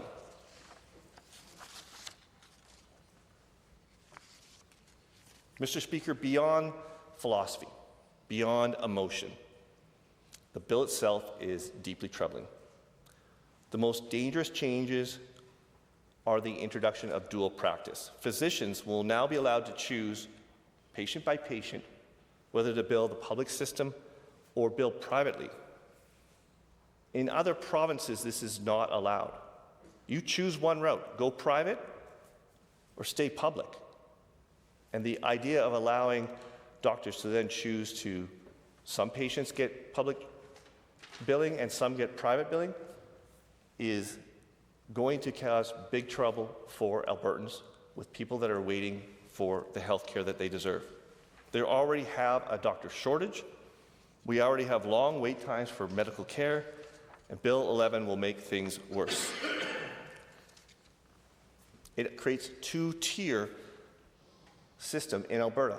We have many two tiers coming into this province. We're getting a bill, Bill 12, bringing in two-tier funding and financing for disabled Albertans. But now we're getting two-tier access to diagnosis. This bill will allow Albertans to pay privately for MRIs, CT scans, and blood work, even without a doctor's referral. So that means those with money get faster diagnoses. Those without money will wait longer. Earlier diagnoses lead to faster treatment for some, delayed treatment for others. That's not choice. It's not equality, it's inequality. When diagnosis becomes two-tiered, treatment becomes two-tiered. And I suppose we're also going to have doctors that are going to have to charge extra for all of the people that feel they can afford for their own diagnosis because they feel they deserve to be scanned. But the doctors are going to have to look for all of these files where there's nothing to be found. What we stand for, Mr. Speaker, we stand for a health system that's universal, public, accessible, based on need, not on your ability to pay. We stand for investing in primary health care, reducing ER wait times, expanding surgical capacity inside the public system, supporting healthcare workers, modernizing digital records responsibility, strengthening public hospitals and not draining them. We stand for, with the majority of Albertans, more than 60%, who say the government is taking healthcare in the wrong direction in our province. Mr. Speaker, I might go down a little bit of a tangent here. There's been a lot of talk in this assembly about hospital bed towers. The minister seems to, every time we bring up the American-style healthcare that's being brought in, they talk about all of the hospital bed towers that are going to be brought in. And Mr. Speaker, up until this session, I've never heard the term hospital bed tower. And then when you look into it a little bit further, you really get confirmation that American-style healthcare is being brought into Alberta. Because if we go back to the speech from the throne, the government committed they will not spend any more money on hospitals in this province. But they are promising a lot of hospital bed towers to be built. So the question is left, who will pay for these hospital bed towers? And what is a hospital bed tower, for that matter? Sounds a lot like a hospital when you look into it. And we recently had an announcement about the site being picked for the Stollery Hospital, which just let's back up a little bit. With this exceptional news 2 years ago that the Stollery will be built in 2040. Let's just let that sink in to everyone. By 2040, we can build another hospital in this province. Wow. We're really doing a moonshot there, Mr. Speaker, really pulling all our stops. And now I'm left to wonder who will actually own the Stollery if in this speech from the throne we commit to not using public funds to pay for a hospital. Yeah. I wonder who will own that. Will it be who is going to own this hospital bed tower that is to be built? Mr. Speaker, I asked this Assembly one question. Who is Bill 11 for? It's not for seniors waiting for surgery. It's not for the family searching for a doctor. It's not for the parent sitting in the ER with their sick child wondering when they are going to be seen by a health professional. It's not for the nurse working a double shift. It's not for the surgeon that is overwhelmed by the backlog of patients needing their skills. This bill is for private operators, for profit-driven clinics, for those who believe that healthcare is a market and not a public good. But healthcare is not a commodity, it is a lifeline. And my family knows that from our own experiences with the use of the healthcare in this province. Millions of Albertan families know that, Mr. Speaker. We cannot let this government take us down this path that will end with Albertans facing the same crushing medical bills that Americans fear every day. Mr. Speaker, this bill is wrong for Albertans. It undermines public health care. It increases inequality. It breaks promises, and it puts patients at risk. So, we will find out in more debate what a bed tower is, perhaps. Maybe a minister will stand up and give us an explanation of who will own the Stollery. Because if the province of Alberta is not paying for it, it'll be fascinating to who's going to be building all of these bed towers in our marketplace. I urge every member of this Assembly to stand with Albertans, to stand with public health care, to stand with the values that define the province, and to vote against Bill 11. Thank you, Mr. Speaker. The honourable member for Calgary Varsity. Thank you very much, Mr. Speaker. I'm really pleased to be able to speak to this egregious bill, which I really do think should be named the Americanization of healthcare in Alberta. And I have to follow up on my colleague from Sherwood Park, who has really summarized many of the issues. So we know that Albertans want to see a family doctor. They want access to a physician. We know that there aren't enough physicians around. We know that wait times are too long. We know that people are not getting the surgery that they need. And we know that when people go to emergency departments, they're so backed up that many people, even with serious problems, leave because of that. Why is that? This is because this government has been doing more and more to damage our healthcare system. We have fewer doctors per person. So yes, we do have more doctors here, but the number of doctors per population is what really counts for getting service to people. And when you have an Alberta is Calling campaign and are bringing more and more people here, you have to also bring more services here. And yet we've seen a nosedive since the UCP took over in the proportion of services that are available to patients. We do not have enough doctors.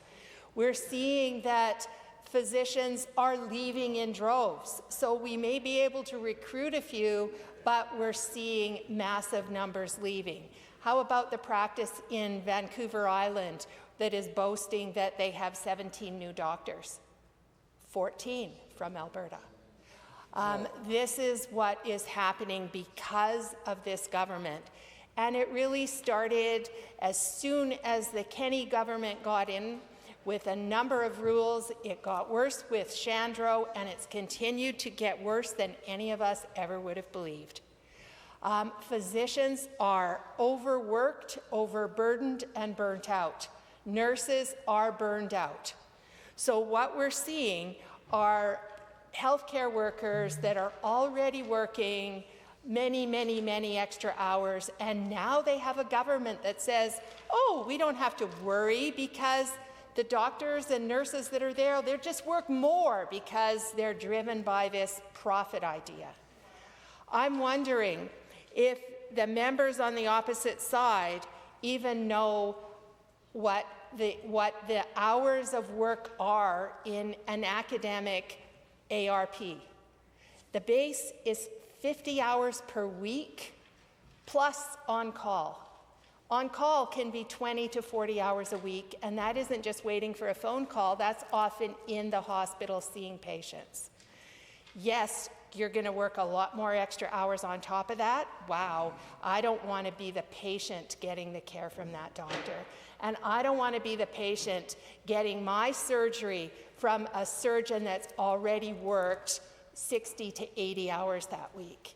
This extra hours on evenings and weekends is, I won't use that word, it's not good to use in this chamber. In any case, that is one of the fallacies that we're hearing, and one of the reasons why it is just such a myth that people are going to do more work. We've already heard that we don't have more healthcare providers to go around. So if you start moving some into the private system, what's that going to do? It's going to take from the public system. There's no other way to do it. We've got already seeing this when we look at the high proportion of nursing services that are paid to contract nurses. Why is that? Well, they can make a lot more money, and it costs us many times that because we've got the agencies that are billing hugely on top of it. So our system is going to cost us a great deal more to get the basic services in the public system. We've already seen that wait times are going up in the public system for the things that need to be done there, such as our cancer surgeries. And we're seeing hardly a dent in the wait times in some of the orthopedic surgeries that huge dollars are going into. We're also seeing that the public dollars funding those are sometimes 2 to 3 times what it would cost if we do it in the public system. And it's also untrue that we don't have rooms or operating rooms in our public system. There are operating rooms that are just unopened on any given day, and there is the potential to open many operating rooms that have never been fully outfitted. There are 10 ORs at the South Health Campus in Calgary that have never been, let's say, furnished. They've never been used. They're there. Yet we are paying public dollars towards these private surgical facilities, and we are paying for that infrastructure. So why are we going down this route? Purely for ideology. We know that when healthcare services are delivered in facilities where there is a profit motive, that outcomes drop and that costs go up. It's been proven again and again. We've seen that by doing this, wait times for people within the public system go up. And yes, you can pay to have your knee replacement through the private system, and you will wait less. But when you need to come in and have your heart surgery, you will wait longer than you should, and that's a lot more critical surgery. And when your daughter needs an urgent cesarean section to deliver her baby, finding the anesthesiologist is not always going to happen, and things are going to get delayed. And we're all going to be paying the price, including those of us who are fortunate enough that we could pay in the private system, but it degrades the public system dramatically. When we get into investor-owned delivery, whether it be a group of, let's say, physicians that are starting a business, or more commonly, there is private equity that comes into this, we know that profit is the motive. It becomes the driver. We've seen that time and again in a variety of other healthcare industries.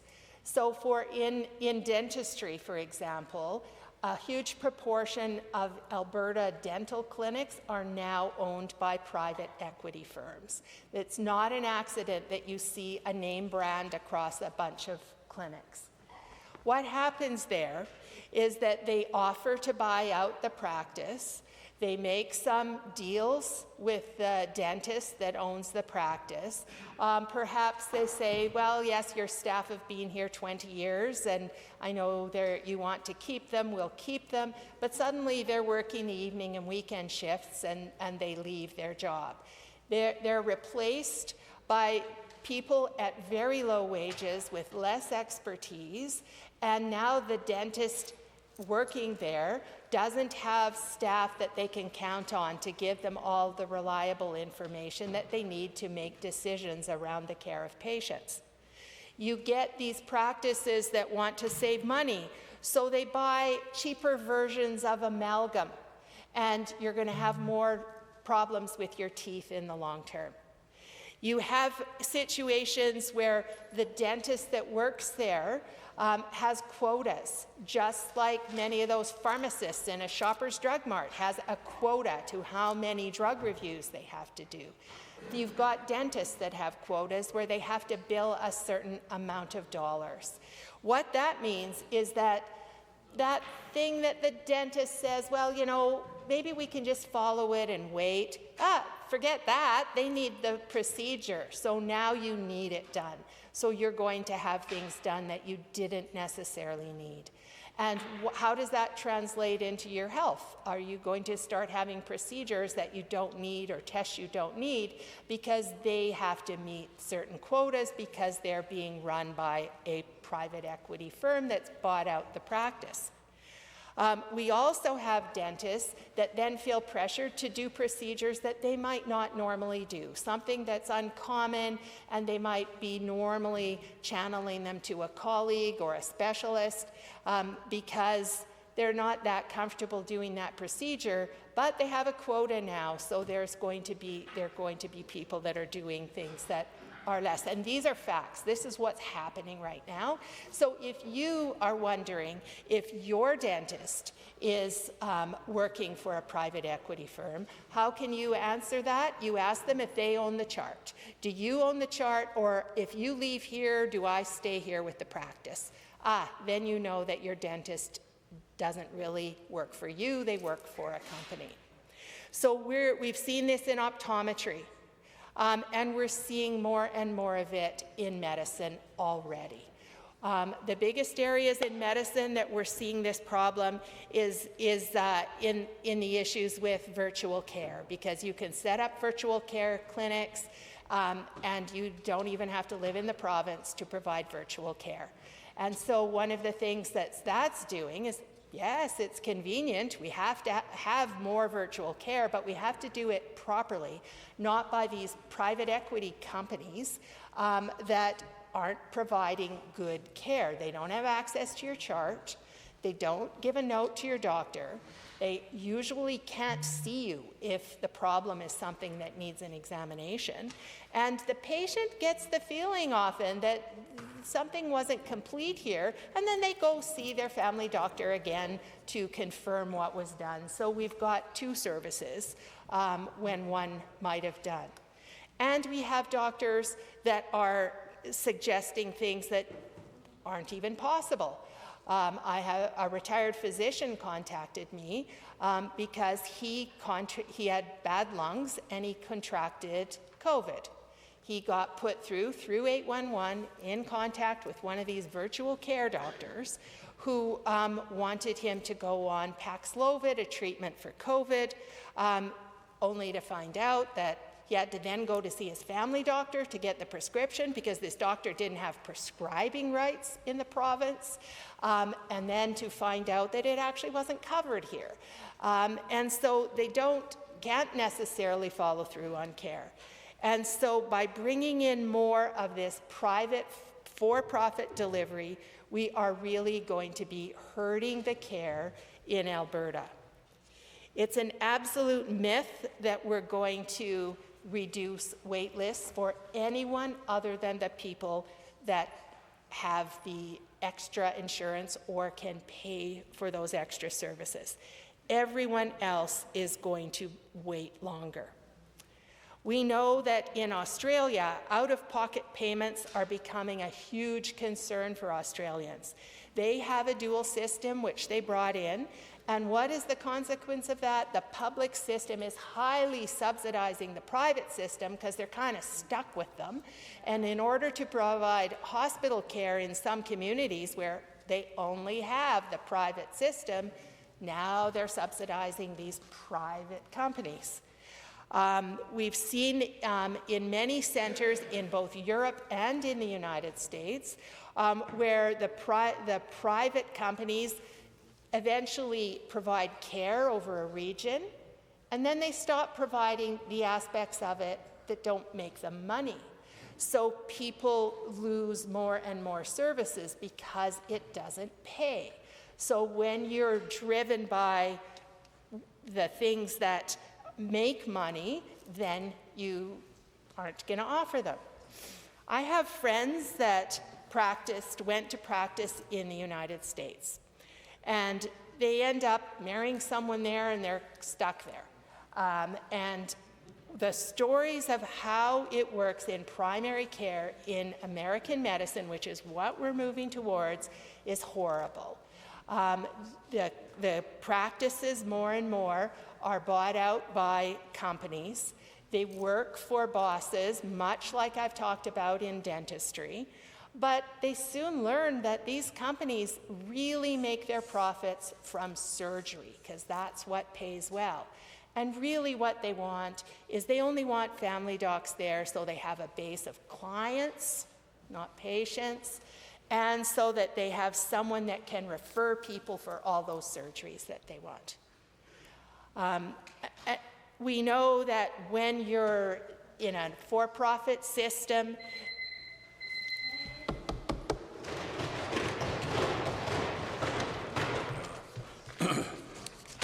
honourable member for Calgary-Klein. Thank you, Mr. Speaker. Wow, got me all excited, guys. Thanks. Got the hype club over here. All right. Thank you, Mr. Speaker. I'm honored to rise in response to Bill 11, and that's the Health Statutes Amendment.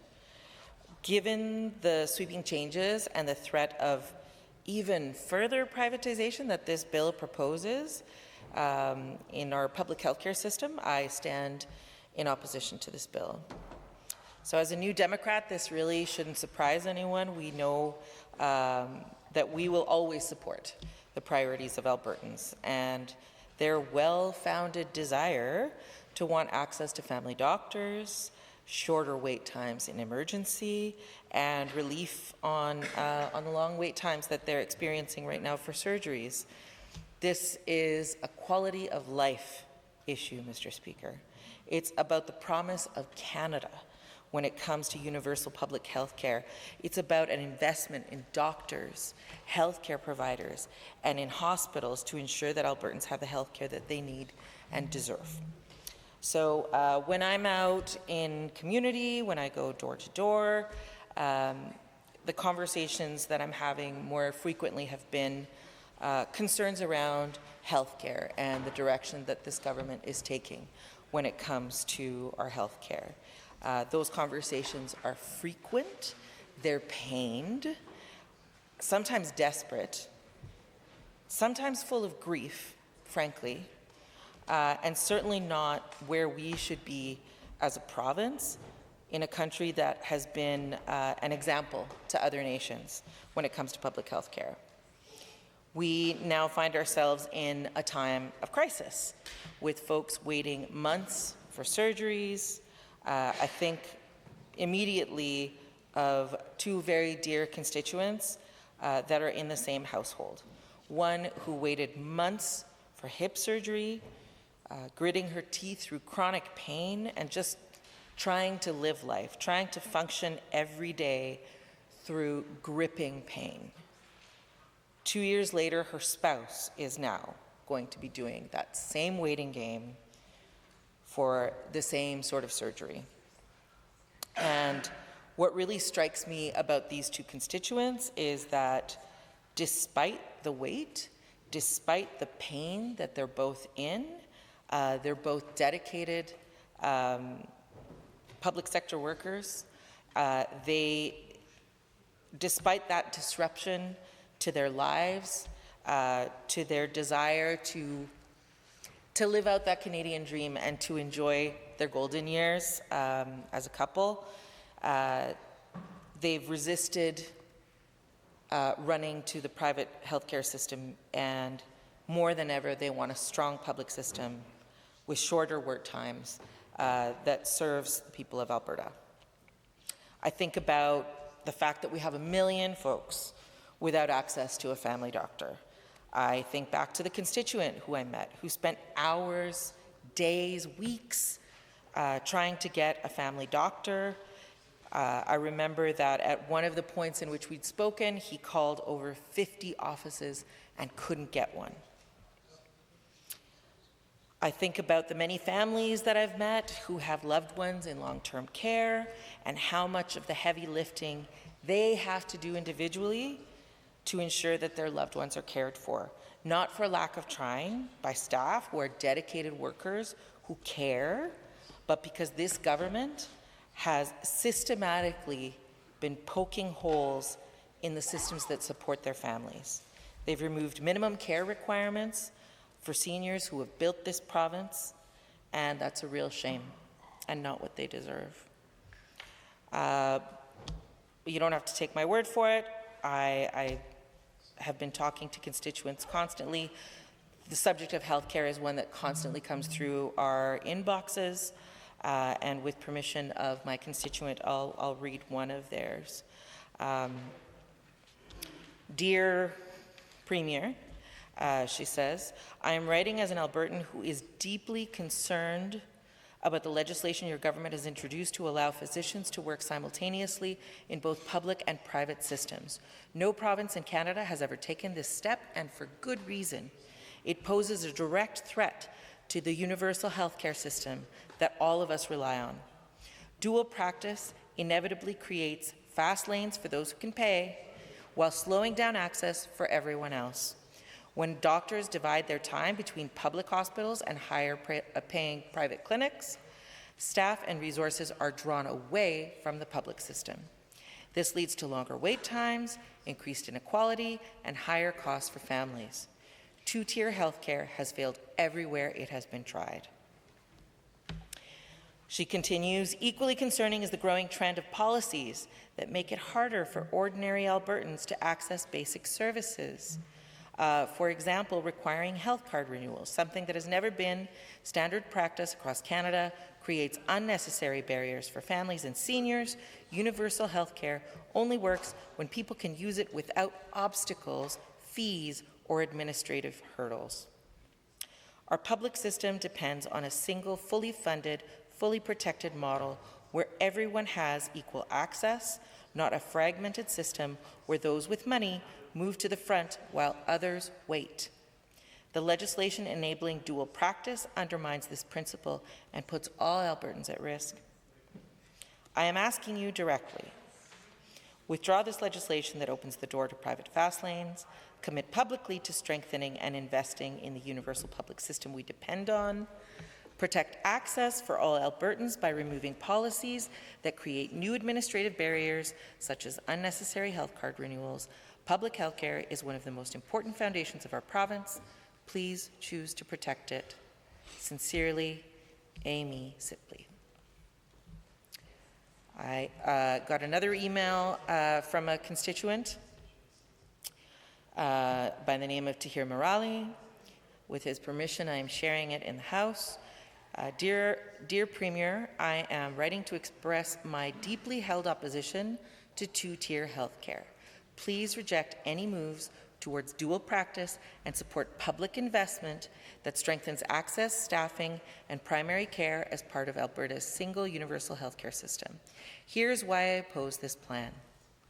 Universal public healthcare is one of the most respected parts of our Canadian identity. It's fair, it's efficient, it protects families from financial shocks. Albertans expect leaders to strengthen it, not dismantle it. I lived in Quebec for 2 years, and I missed the Alberta advantage. They didn't have urgent care clinics. Their walk-in clinics limited to the first 15 people in a line at 7:30 a.m. He goes on to say, non-digital records keeping system to boot making tracking between healthcare providers very challenging. It was as if I'd walked into the 1980s. I do not want that for my Alberta. I have traveled and worked worldwide, and the 2 places I've ever had to pay to see a doctor were in Germany and Quebec. I still cannot believe that, as a citizen of Canada, I had to pay for healthcare within our borders. So what was the result? I refused to go see a doctor unless my kid was in need or I had a serious issue. He goes on to say, early detection of anything was but a pipe dream in that system. This is the case for many, many others. I was shocked to see that my hard-earned tax dollars that already went to a provincial government to sustain and improve health care were not sufficient to support it, such that a two-tiered approach was used. This isn't the solution to the problem. It's avoiding and masking the problem. Number 3, abandon your Quebec playbook. I do not want this for Alberta, absolutely not. But that is what you and your government continually seek to institute. Your Quebec playbook is failing horribly on many fronts and will not achieve the Alberta advantage you think it will build. I know, I've lived it, I've seen what this has turned into over the past decades as a result. Stop pushing your agenda that no one else in this province wants. Those 30,000 people rallying outside the legislature this fall offered you a reality check.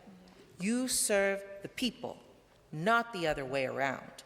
So I strongly suggest you turn your back around now.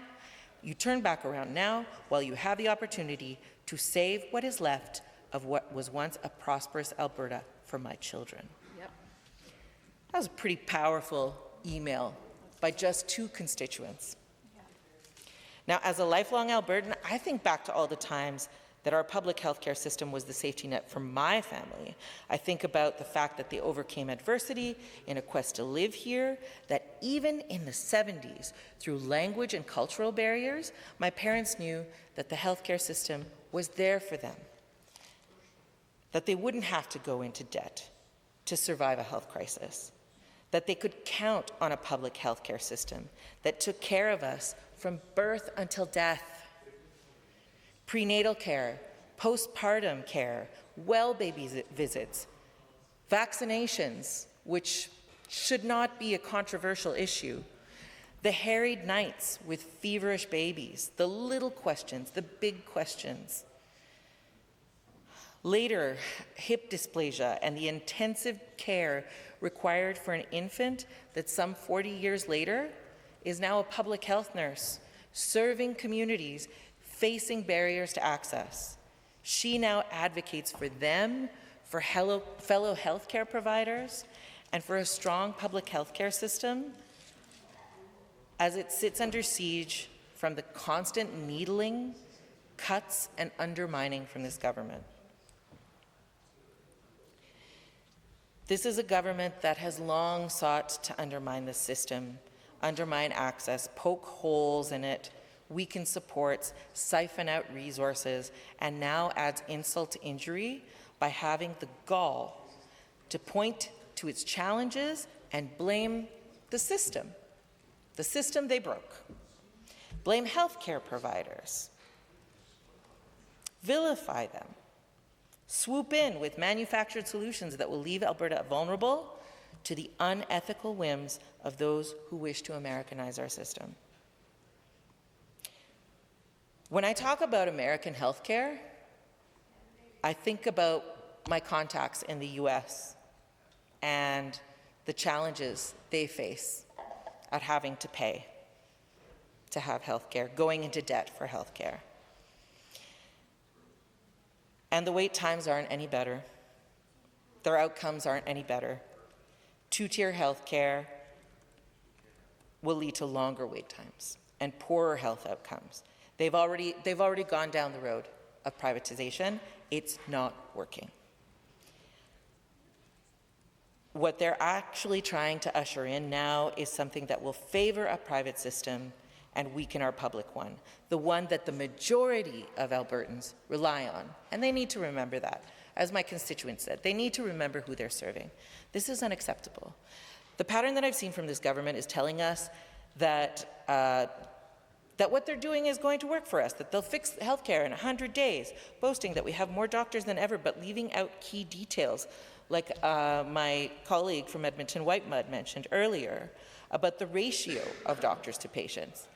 You know, all I hear from the members opposite is we have the most homes ever, we have the most doctors ever, and then they leave out critical parts of the equation, like the fact that we've lost 14 doctors per 100,000 people each year. Wow. That every other province has recruited a higher percentage of physicians in their provinces. The Premier broke the UCP promise that under no circumstances will any Albertan ever have to pay out of pocket to see their family doctor or to get the medical treatment they need. And there's the rub. They may not be obligated to pay, but a two-tier healthcare system will create 2 tiers of Albertans. Those who pay and those who don't. Those who come first and those who come later, those who come last. Increasingly, Albertans are wondering which of those 2 categories of Albertan this UCP government will slot them into. This government, through its scandals, privatization boondoggles like Dynalife, motel medicine, sole source contracts that benefit their friends, they've lost the trust of Albertans, who already had no appetite for further privatization. That's not the Alberta that the New Democrats would lead. We would end the creep towards American-style private health care, diagnostic screening, surgeries. We should be at the top of our class without privatization. Albertans want and deserve first-class health care, and that health care that is publicly funded and delivered. They deserve that. They deserve a government that will fix what the UCP has pulled apart, and that is what they will get from Alberta's New Democrats. Member for Edmonton Northwest. Well, thank you, Mr. Speaker, and I appreciate the opportunity to speak to Bill 11. And what I'm starting to hear, and I think what all of us know here in this room and indeed across the province, is that what we need to do, Mr. Speaker, is to build capacity in our health system so that we have more doctors, that we have more nurses, so that we have more clinics, so that we have more community health, dentistry, pharmacy, everything that we need to access in order to improve our health. And so using that as a lens, we need to be very practical on how we can build capacity. And the first thing that comes to my mind, because of course I'm the Shadow Minister for Advanced Education, is that we need to build capacity to train healthcare professionals in our post-secondary institutions. And we haven't done that, and we've created an artificial shortage that's led us to a very high doctor-patient ratio, right? One of the worst in Canada. Of course, we have a few more doctors in place, but then we have a whole lot more people in the province of Alberta. And so building capacity is an absolute necessity, and Bill 11 does nothing to address that basic fact. You know, it's not like you can create more doctors and nurses by simply changing the formula and having some private clinics working in the same time as a public clinic or a public hospital. Those are the same healthcare professionals that you're counting on to deliver that. It's like the loaves and fishes thing, you know. You can't just somehow miraculously create new capacity without actually training more doctors and nurses and healthcare professionals to do so.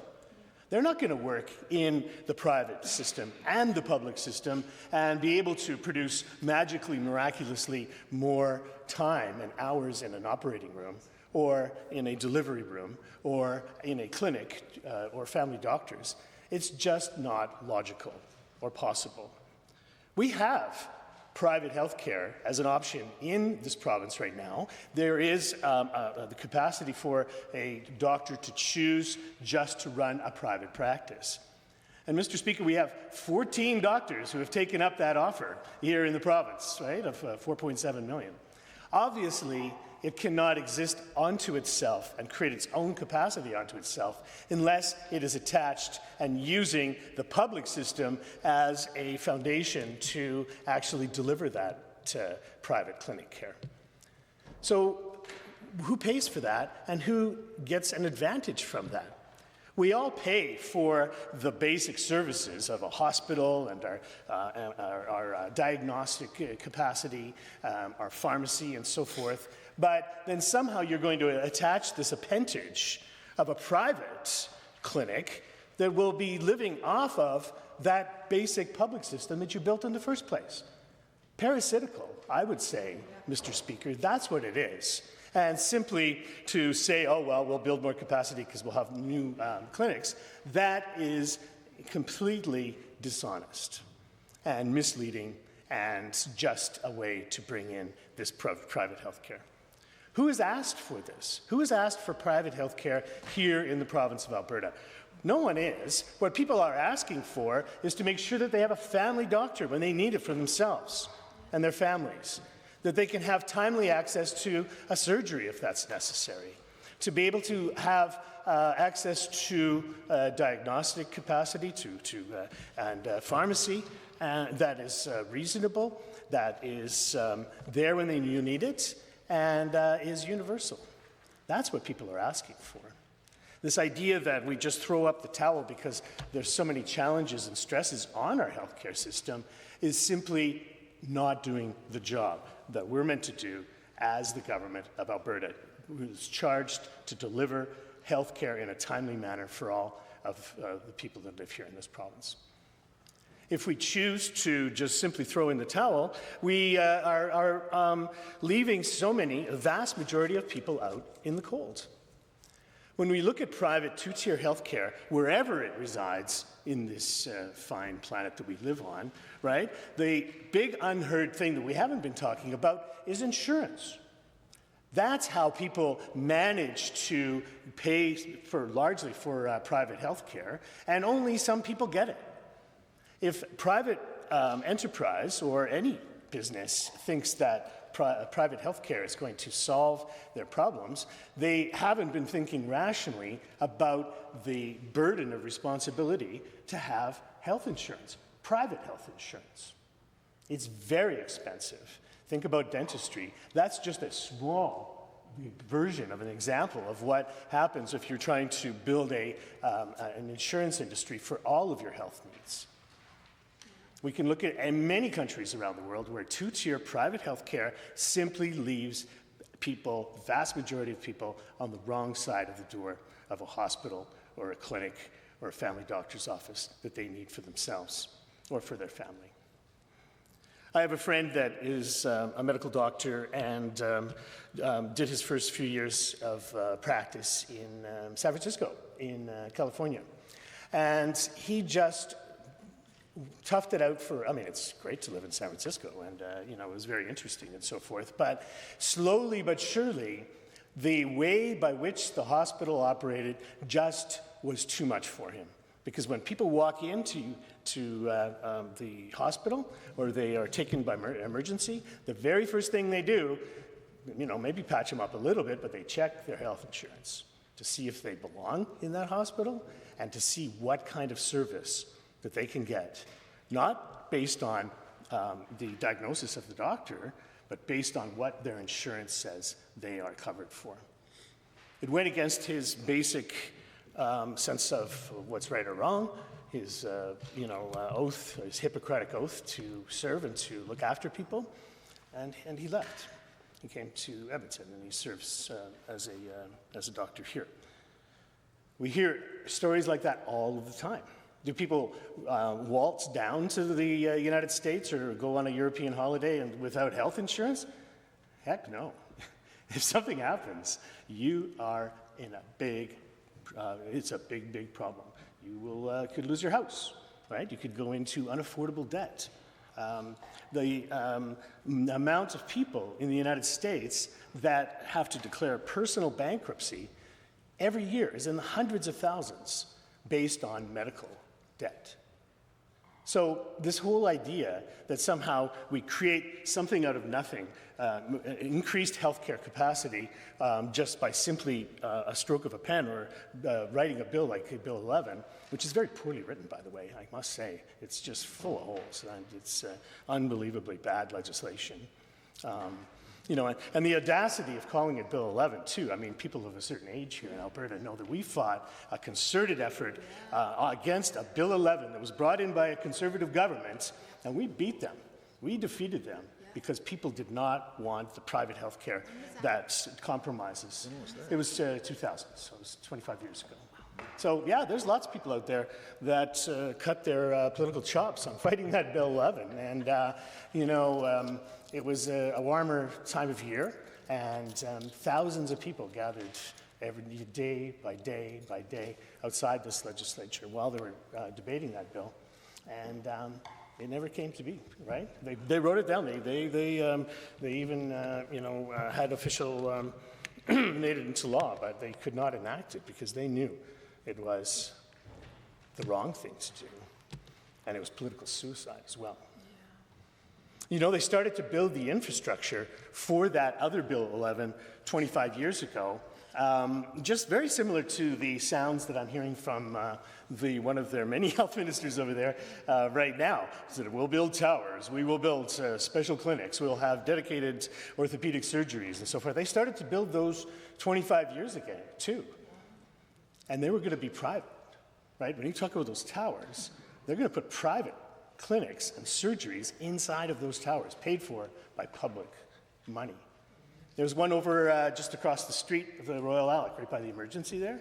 That was meant to be a private orthopedic surgery, knee and hip replacement thing. Now it's part of the public system. It's awkward. It's not very well designed. It was designed to be like a conveyor private entity, but they're still using the building. I wonder what these towers, you're asking what these towers are. I'm asking too. What are the towers? The towers, if you're building a structure that is including private healthcare and public healthcare at the same time, those private clinics need the support of that full service hospital like the Royal Alec in case something goes wrong, right? That's another aspect of private-public fallacy, fantasy, that this UCP government doesn't talk about. What happens if you go to the, private clinic to get your knee or hip replacement, and suddenly there's complications associated with that? You need that public system there to clean up the act, to pick up the pieces. And we've only been underfunding our public system, and as many other people have pointed out, by building this private appendage onto that public system, their services will only get worse. So it's an unsustainable notion, Mr. Speaker. It is I don't know what is the logic behind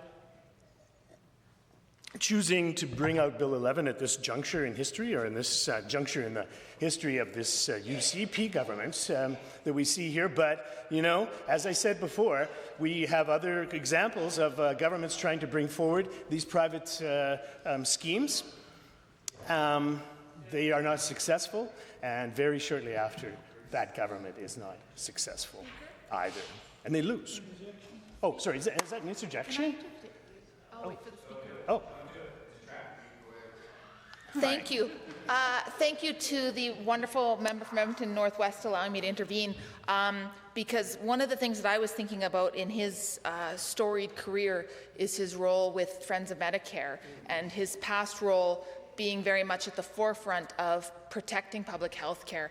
And I would just be curious, because you do have that rich history, if it's very much feeling like a repeat of what you saw many years ago when you led that organization.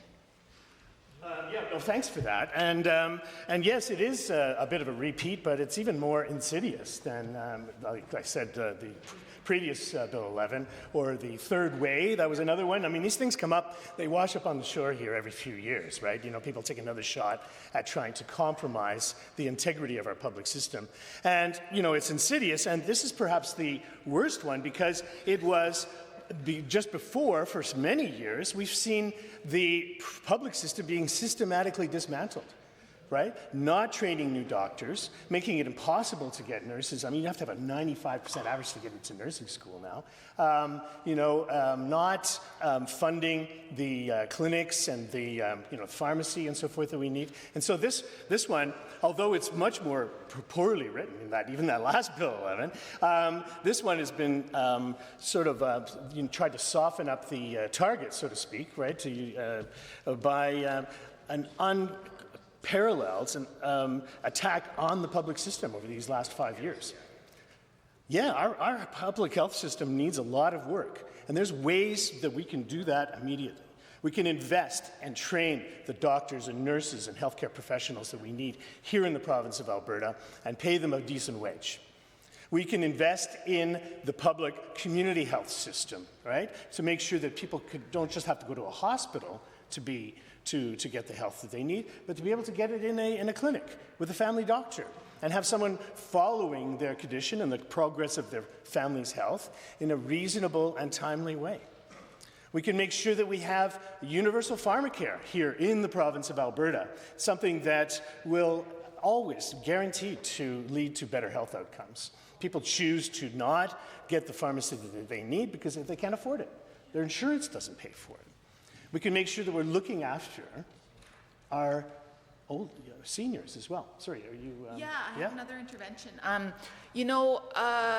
One of the things you were just talking about is the impact on low-income folks, and this is something I worry about greatly as someone who represents one of the poorest ridings in Alberta, in fact. And so My colleague from Edmonton Northwest has been a fierce advocate for fighting for marginalized Albertans, and I would just love if he could talk a little bit more about how this is just going to further the wealth divide, and it's going to further harm those constituents in his riding and mine that struggle every day to make ends meet, and how that's very much not an equitable approach to something that we value so much as Canadians and as Albertans, and that's public health care.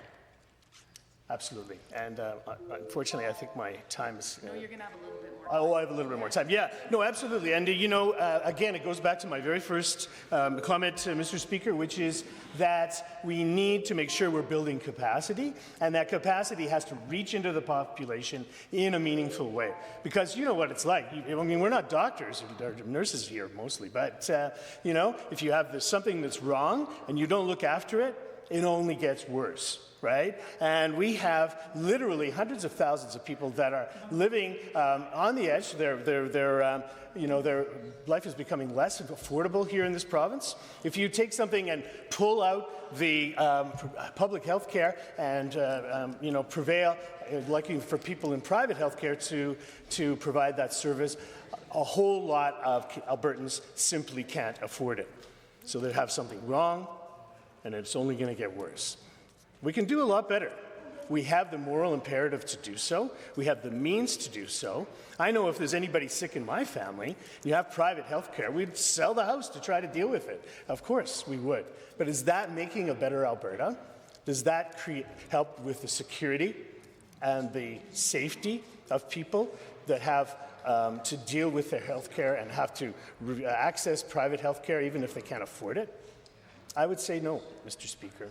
There is a better way to deal with this, and certainly there's a government in waiting here that would be happy to do so when the next election comes. Thank you.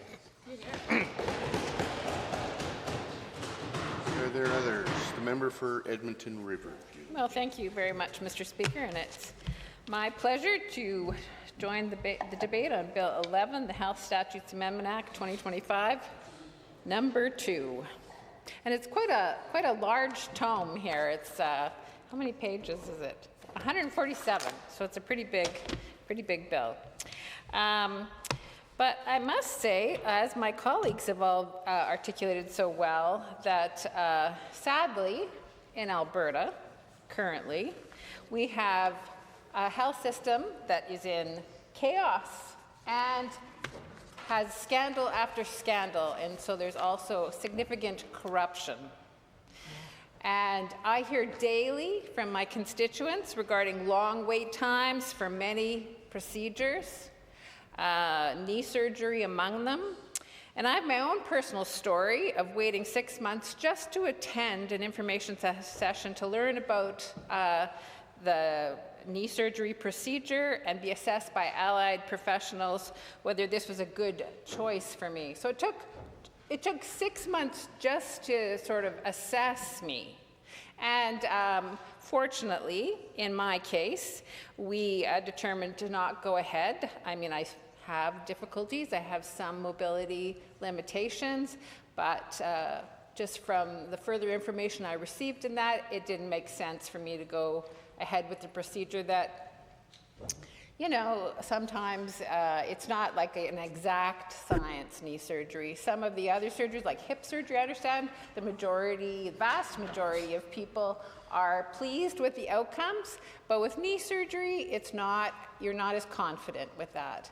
And just from the assessment that I had with the allied professionals, the information that I received, I felt like I could manage without surgery and do other things with physio, and I'm seeing a personal trainer now too to help me with those issues.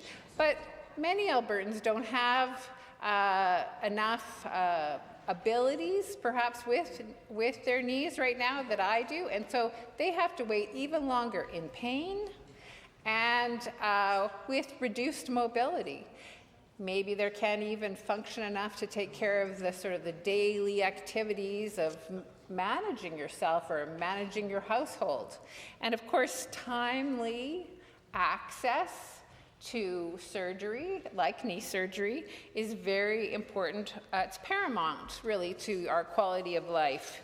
But the USCP have created so much chaos in our health system that timely care is severely lacking in our province.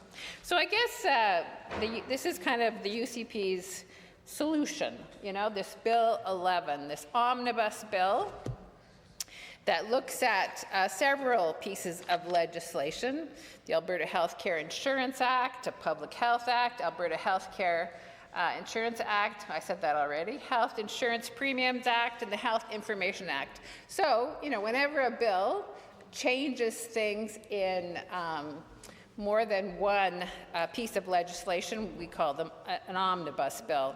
And so they've crammed a bunch of legislative changes into several different areas. And really, just for a shortcut for everyone, Bill 11 really Americanizes healthcare in Alberta. It creates a two-tiered health system. It undermines access. It pulls resources out of our public system, undermines our public system, and privileges those who have the money to pay for private care.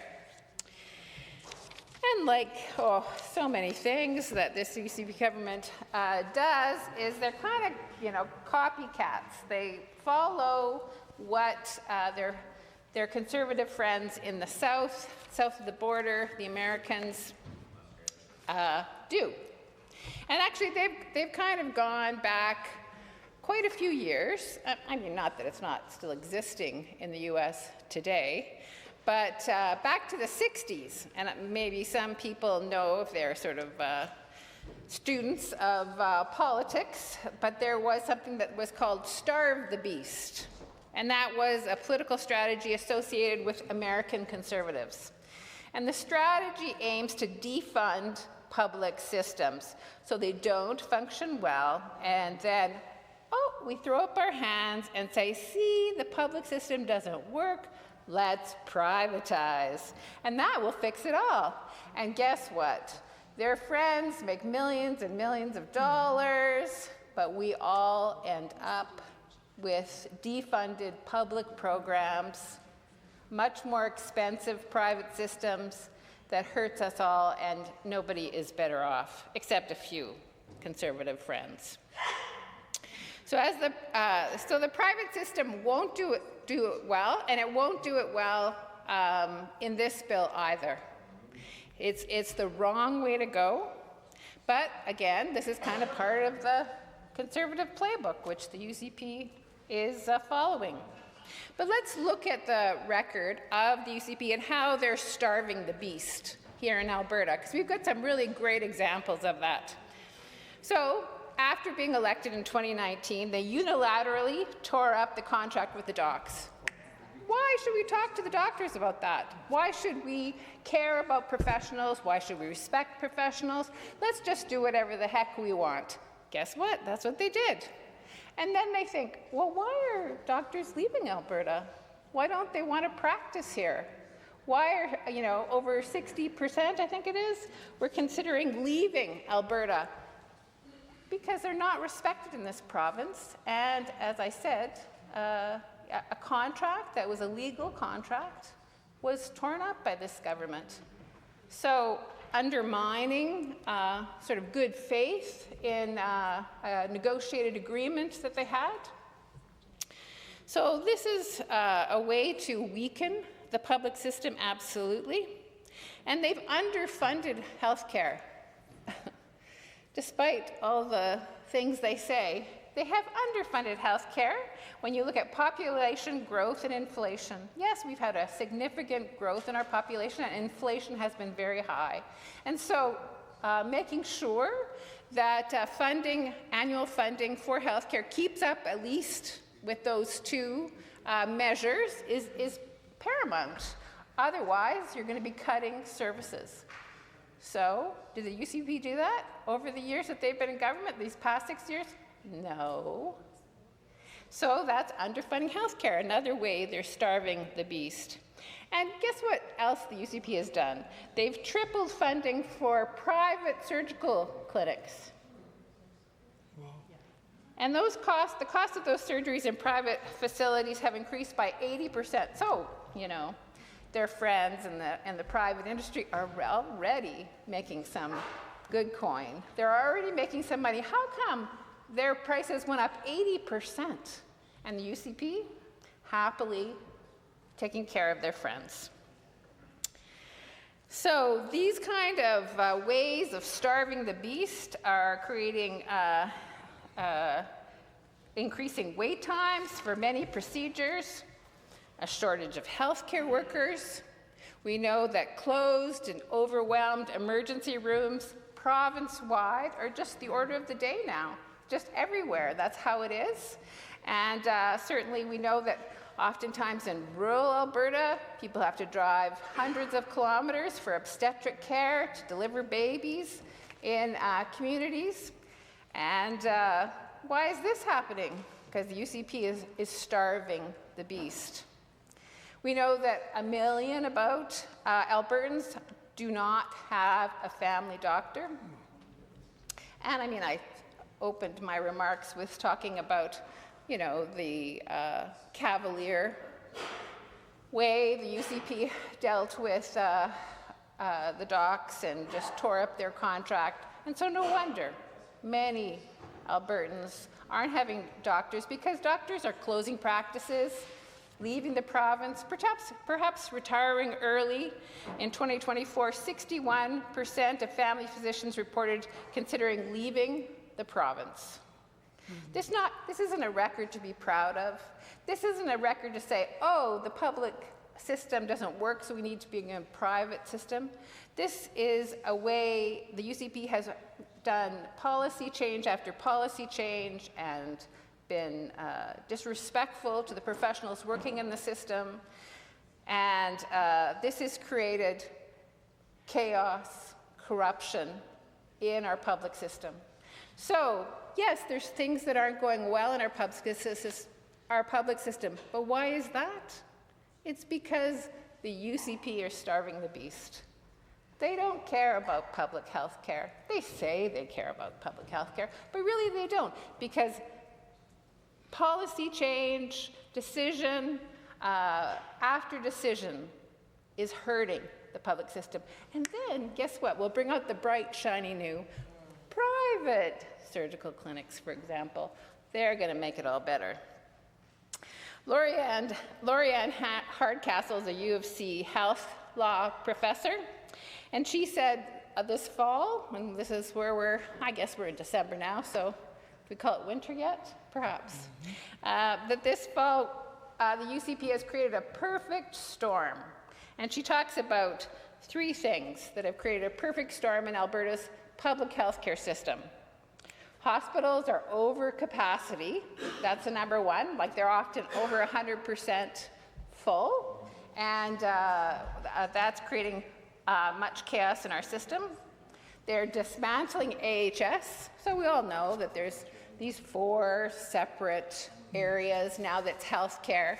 And there's very little connection between those systems. And many of the staff within them don't know what's going on. Albertans, patients themselves, don't know how to navigate. I mean, they've just thrown everything up in the air and it's coming crashing down. So the dismantling of Alberta healthcare. And the third element of the perfect storm, according to Professor Lorianne Hardcastle, is the low immunization rate. So, of course, the UCP's unwillingness to promote immunization, vaccination, creating barriers to access, charging for the COVID-19 vaccination. This is creating a lot of stress in the health system because people are ending up in hospital with serious conditions because they didn't take the preventative measures. Certainly, the science is clear on this. For a healthy society, public health measures, immunization being one of them, is a key component. And besides COVID, we had a measles outbreak, and tragically, one child died in Alberta due to that. and again, because of low vaccination rates. You know, this is measles was considered eliminated from Alberta, and COVID certainly was being managed much better when people were being vaccinated. But now, the UCP, because they're catering to sort of these more extreme right, anti-science, anti-vax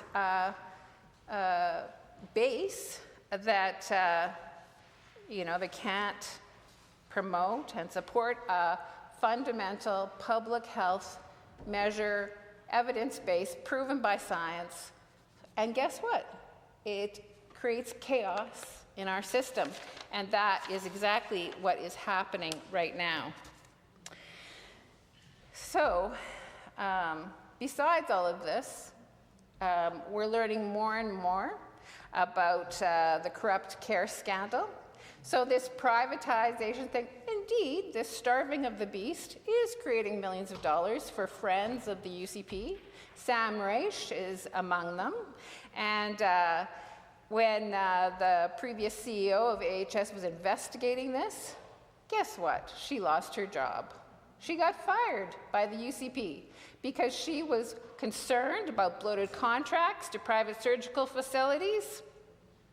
And she was about to meet with the Auditor General to discuss concerns about this and how the procurement processes went, which was a completely appropriate step for her to take, being a good steward of the public purse.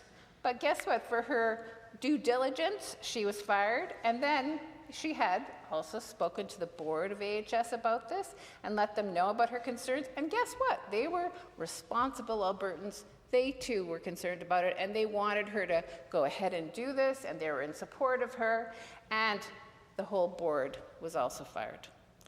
So, it is so clear to me, and I think it's very clear to Albertans also, just how much the UCP is following the US conservative playbook, this starving the beast, supporting their friends in the private sector to make millions of dollars, not caring.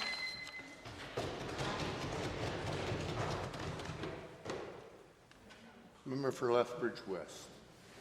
Thank you, Mr. Speaker.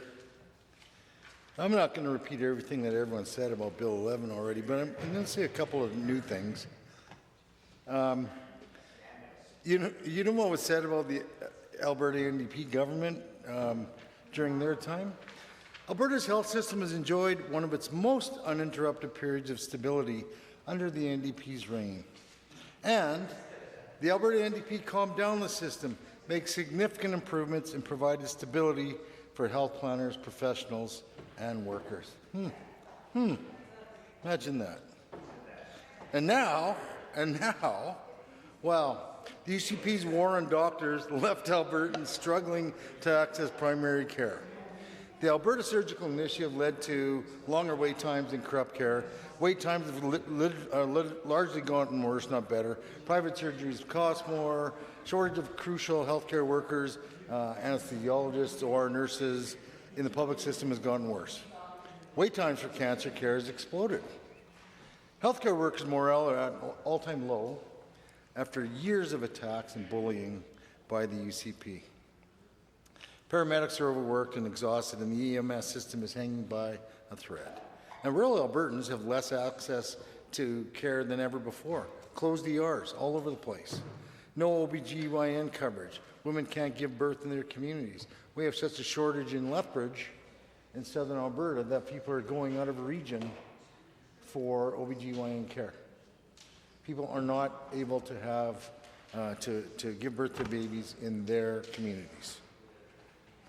Mr. Speaker, I spoke this afternoon about the difficulty accessing prostate cancer surgeries in Alberta, and particularly in the South region.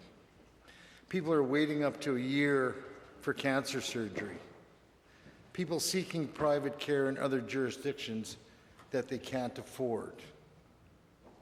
But you know what you can get if you have lots of money? You can actually go somewhere else and get really good healthcare services. And if this American type healthcare is what we're looking at here, let me give you two examples of why it works if you have money or a really good healthcare plan and why it doesn't.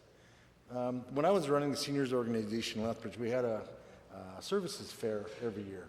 And from the time we started, one of our most committed customers to have a booth in our trade fair was the Kalispell Regional Health Center. Why? Because they were able to talk to a whole bunch of seniors in 2 days, probably 2,000 seniors in 2 days that wanted to chat with them about knee surgeries and hip surgeries and shoulder surgeries. Every year from our show alone, they got between 6 and 12 patients at Kalispell Regional Health Center.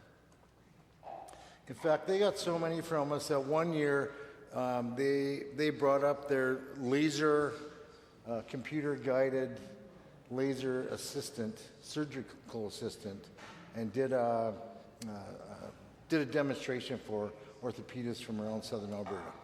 This piece of equipment was so expensive that the company that provides it is from Colorado, and they had 2 staff trucked it up to Lethbridge for 2 days in order to do demonstrations and show people how it worked. But if you had money, $15,000 to $20,000, depending on what kind of surgery you wanted, you were able to afford it. Didn't take anything out of our wait list in southern Alberta, really, because those people were paying for the care, and it took so long for our wait time anyway. It was barely a dent. The other thing that I've seen personally, if you have enough money or the right kind of healthcare plan, we were on vacation in southern Utah a number of years ago, and a friend of mine got very ill. He had diverticulitis. So we took him to the emergency room in Kanab, Utah. And once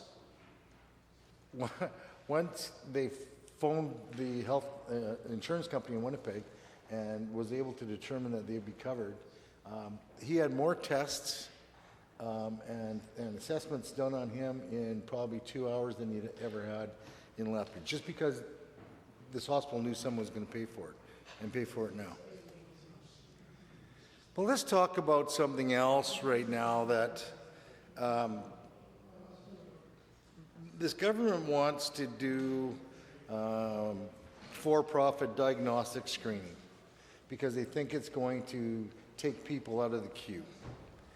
But this is just another case, and we've seen this before with other legislation put forward this sitting, is another case of unintended consequences are going to happen because of the inclusion of for-profit diagnostic screening in Bill 11. And what do I mean by this? Well, just a couple of weeks ago, there was a long article in the Calgary Herald, and a doctor that had done research into private for-profit clinics and diagnostic screening. They talked to him about at length about what his findings were. And what he said was that blindly increasing access to medical tests will lead to wasted resources, higher anxiety among patients, and in some instances, the creation of a two-tiered system in which many in critical need of examination will be left off. That's Dr. Braden Manns from the U of C.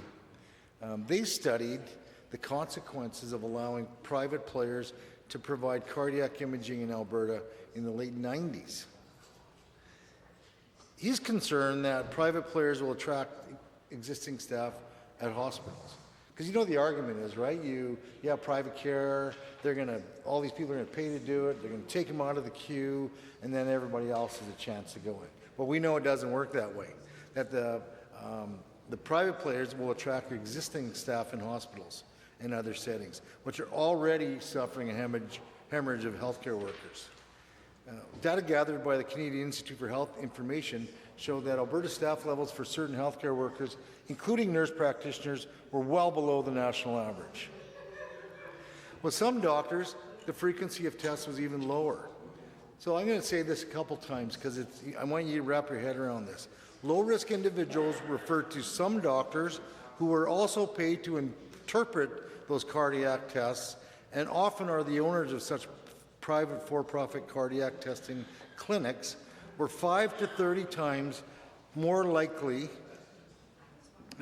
to be tested than those referred to specialists who weren't paid to interpret these cardiac tests. Let me just say that again, because I want this to sink in.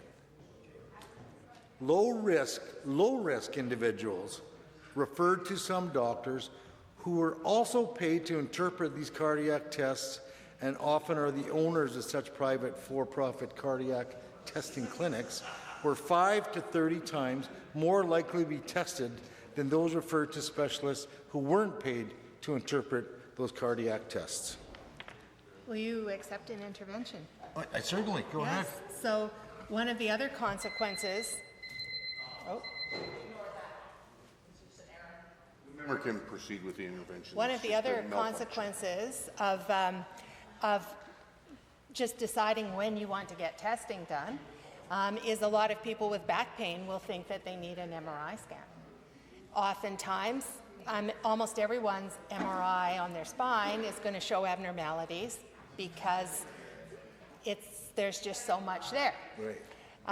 It's well known in the US that if you want to get credit for getting a patient better with back pain, you better operate within 6 weeks, because we know that 9 out of 10 people are going to get better within 9 to 12 weeks anyway. So quick, do the test and do the surgery, because then you get credit rather than the natural history of the disease, which is to get better. Right, right. Wow. Wow.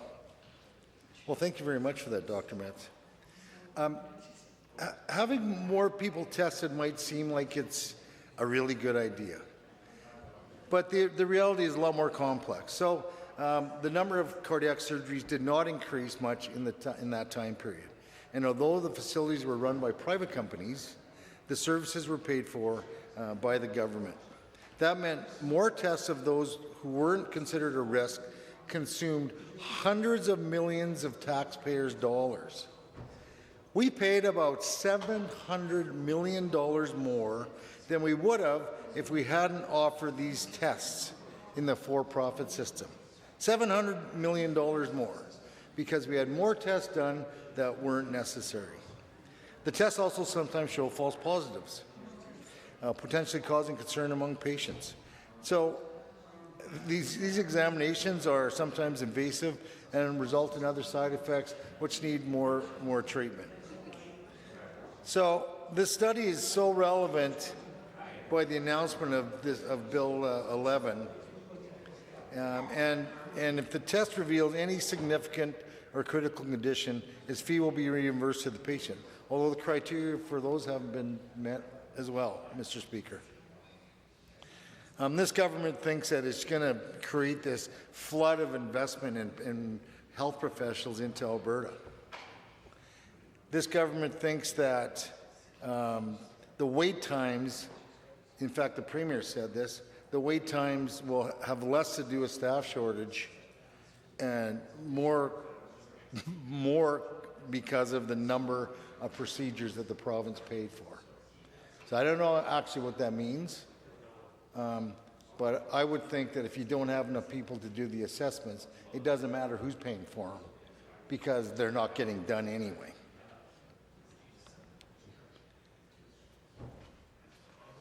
You know, the other thing that they talked about was having a bunch of new nurse practitioners do work and have a bunch of other healthcare professionals. But here's an example that was used in this article, is that we only have a limited number of nurse practitioners in Alberta. So if they are working with their radiology clinic, let's say, explaining results to patients, they're not working in primary care. And this doctor would argue that we have a much greater need for nurse practitioners to work in primary care than we do for them to work in radiology clinics. And we also found this to be the case in other departments while studying the impact of privately run cardiac imaging. You know, sometimes it's hard to get specialists to staff the coronary care units when you have a heart attack. And why is that? Because many of them are already working in the testing facilities. And this goes to the point that you can't stretch people farther than they can work, right? It's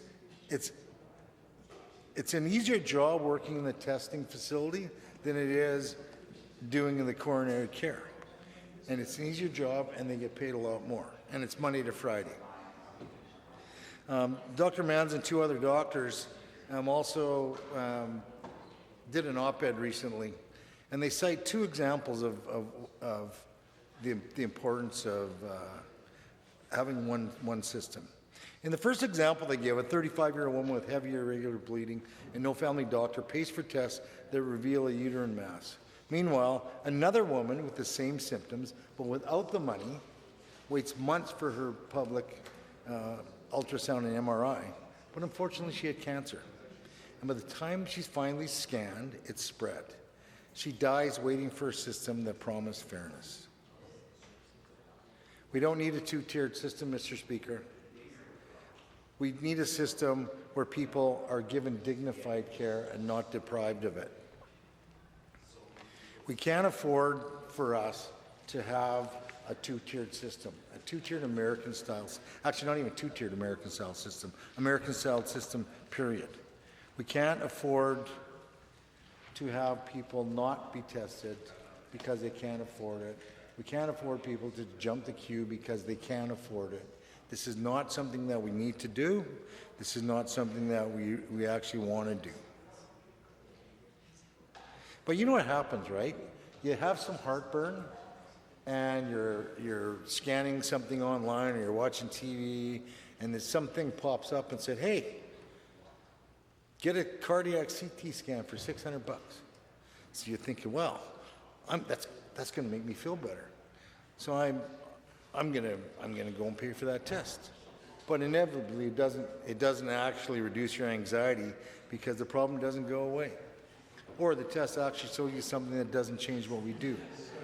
Maybe there's something in your blood system, or maybe it's actually increasing your anxiety. And you know, Mr. Speaker, I could go on and on and on and on. But however, Mr. Speaker, I move to adjourn debate.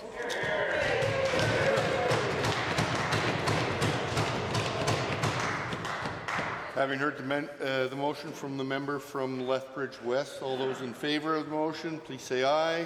Aye. Any opposed, please say no. That motion is carried.